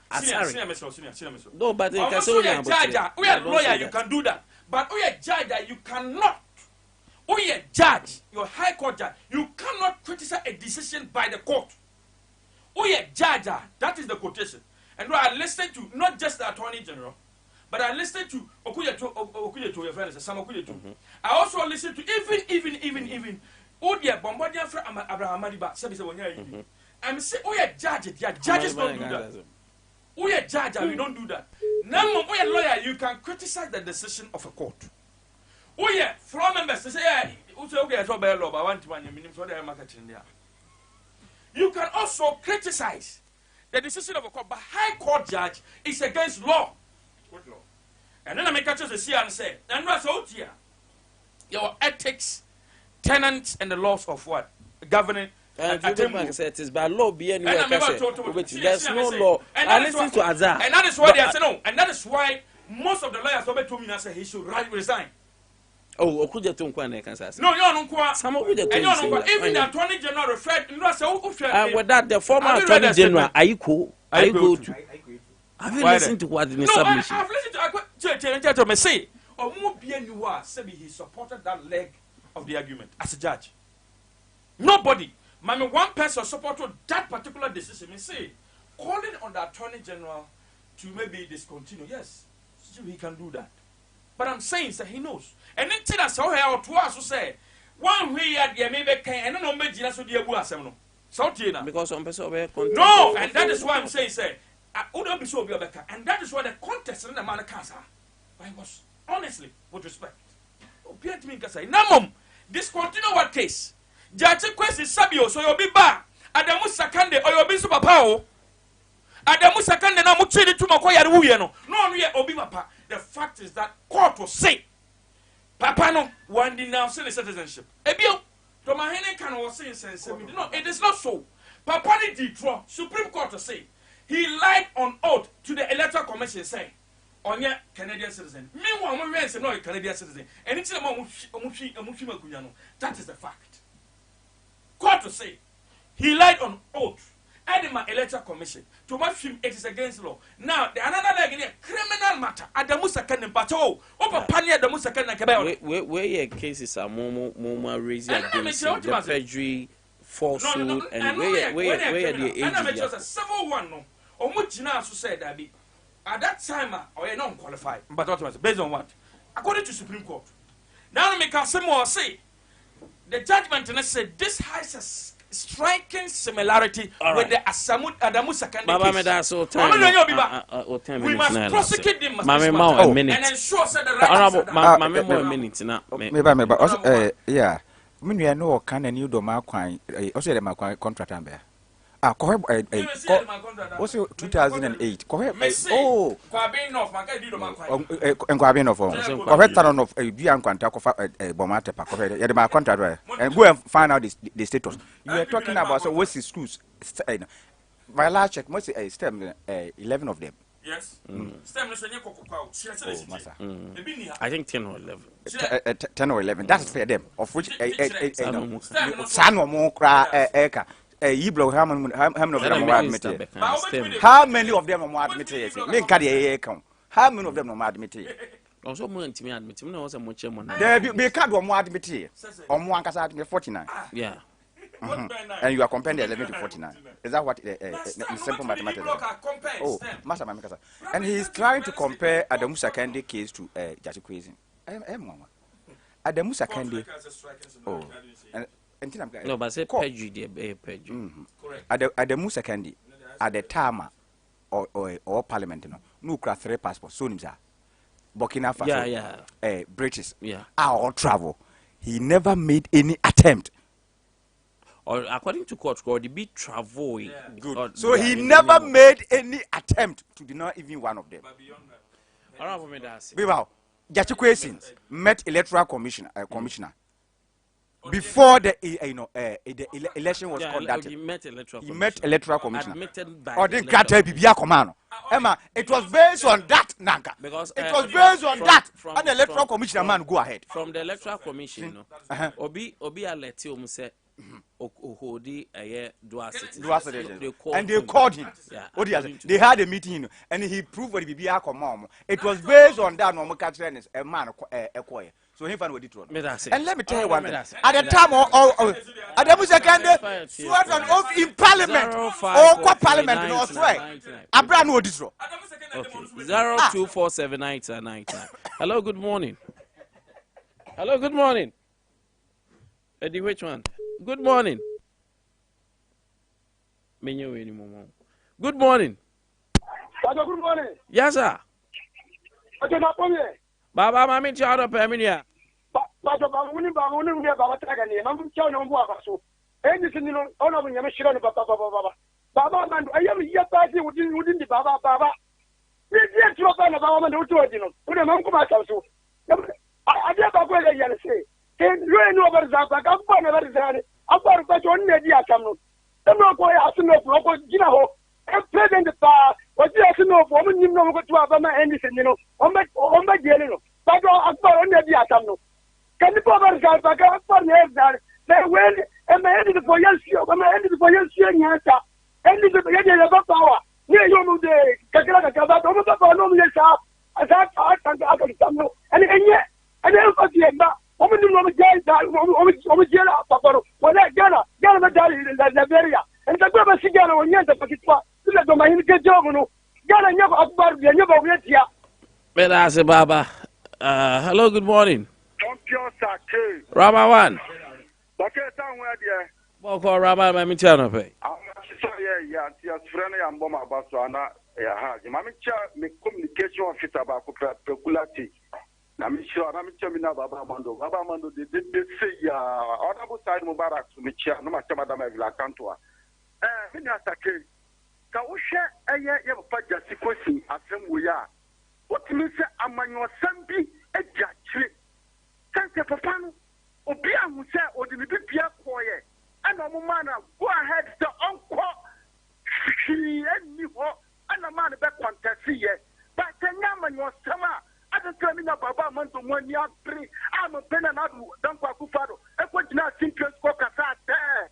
Papa Samutua Bamana, Amuka call to Samana, that's a Pande or what for them. I don't know. But if that's not be a judge, thank you. Into penny and judges are into 7 part of my some or by the car. At the central Biaya Constantia, can I not love a Kufa of Constantia? That's the one that you're not to not say why I'm lawyer. I walk on school, but in there, for your wounded classmates. Up to now, they've seen that. Mumbuta and another in the classmates, why not in the follow school? I'm checking for. May I say, Raman? Hello, good morning. Ben. Mincha, I'm more abaso. Michel Bia or so, Mincha and the college, I'm more mabaso. Baba Mando, I am the one. And yet, that's a good crow. Who had not done a school and they do. And then I'm college to come near Kuamo. Come near Kuamo, Yamina Maker. Said the Yamina, a mom, we had a young woman, on the court side, and a couple of back, my mom was here. But I'm not in my George Berkowitz. Said that one with young Mom President Yedida. One coat. I want to them, and that I know how to more about Mandu. Me this out, I come out of my kind of born in the side. I go to a small kind in the born in the side. And then Ramani is on another no platform. So I can't say book MPA, overseas TV, about Coco, and Mamopero. Then I don't know why I get.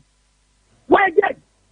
Minuti Ghana ni Guatina Mugu Ghana. Who Baba Mama one Baba. May I say, Ben? Hello, good morning. Good morning, sir. Good morning. Yes, sir. You can say free person. I'm paying me to no pay. Yeah, I'm okay. The only person we can now say MPP for let's say woman. Yeah, my cousin no. I think enough about Mutu, you know. A chebi view. Party who hold not so co-positioner. Yama. They did not send him away our moon, you know. Court to know, you know. Oh, you probably got a small can you not what they hold do. That's why I say you will run over. You will run over. But almost you would say. And so much see, Jebby down do, enemy padinum, our moon, yeah, up to now, so you need a cocoon near my coso. Sunny money, the owner, that also with the Nipan of Coco, the Biomraco. Ah, come on, thing. Abe.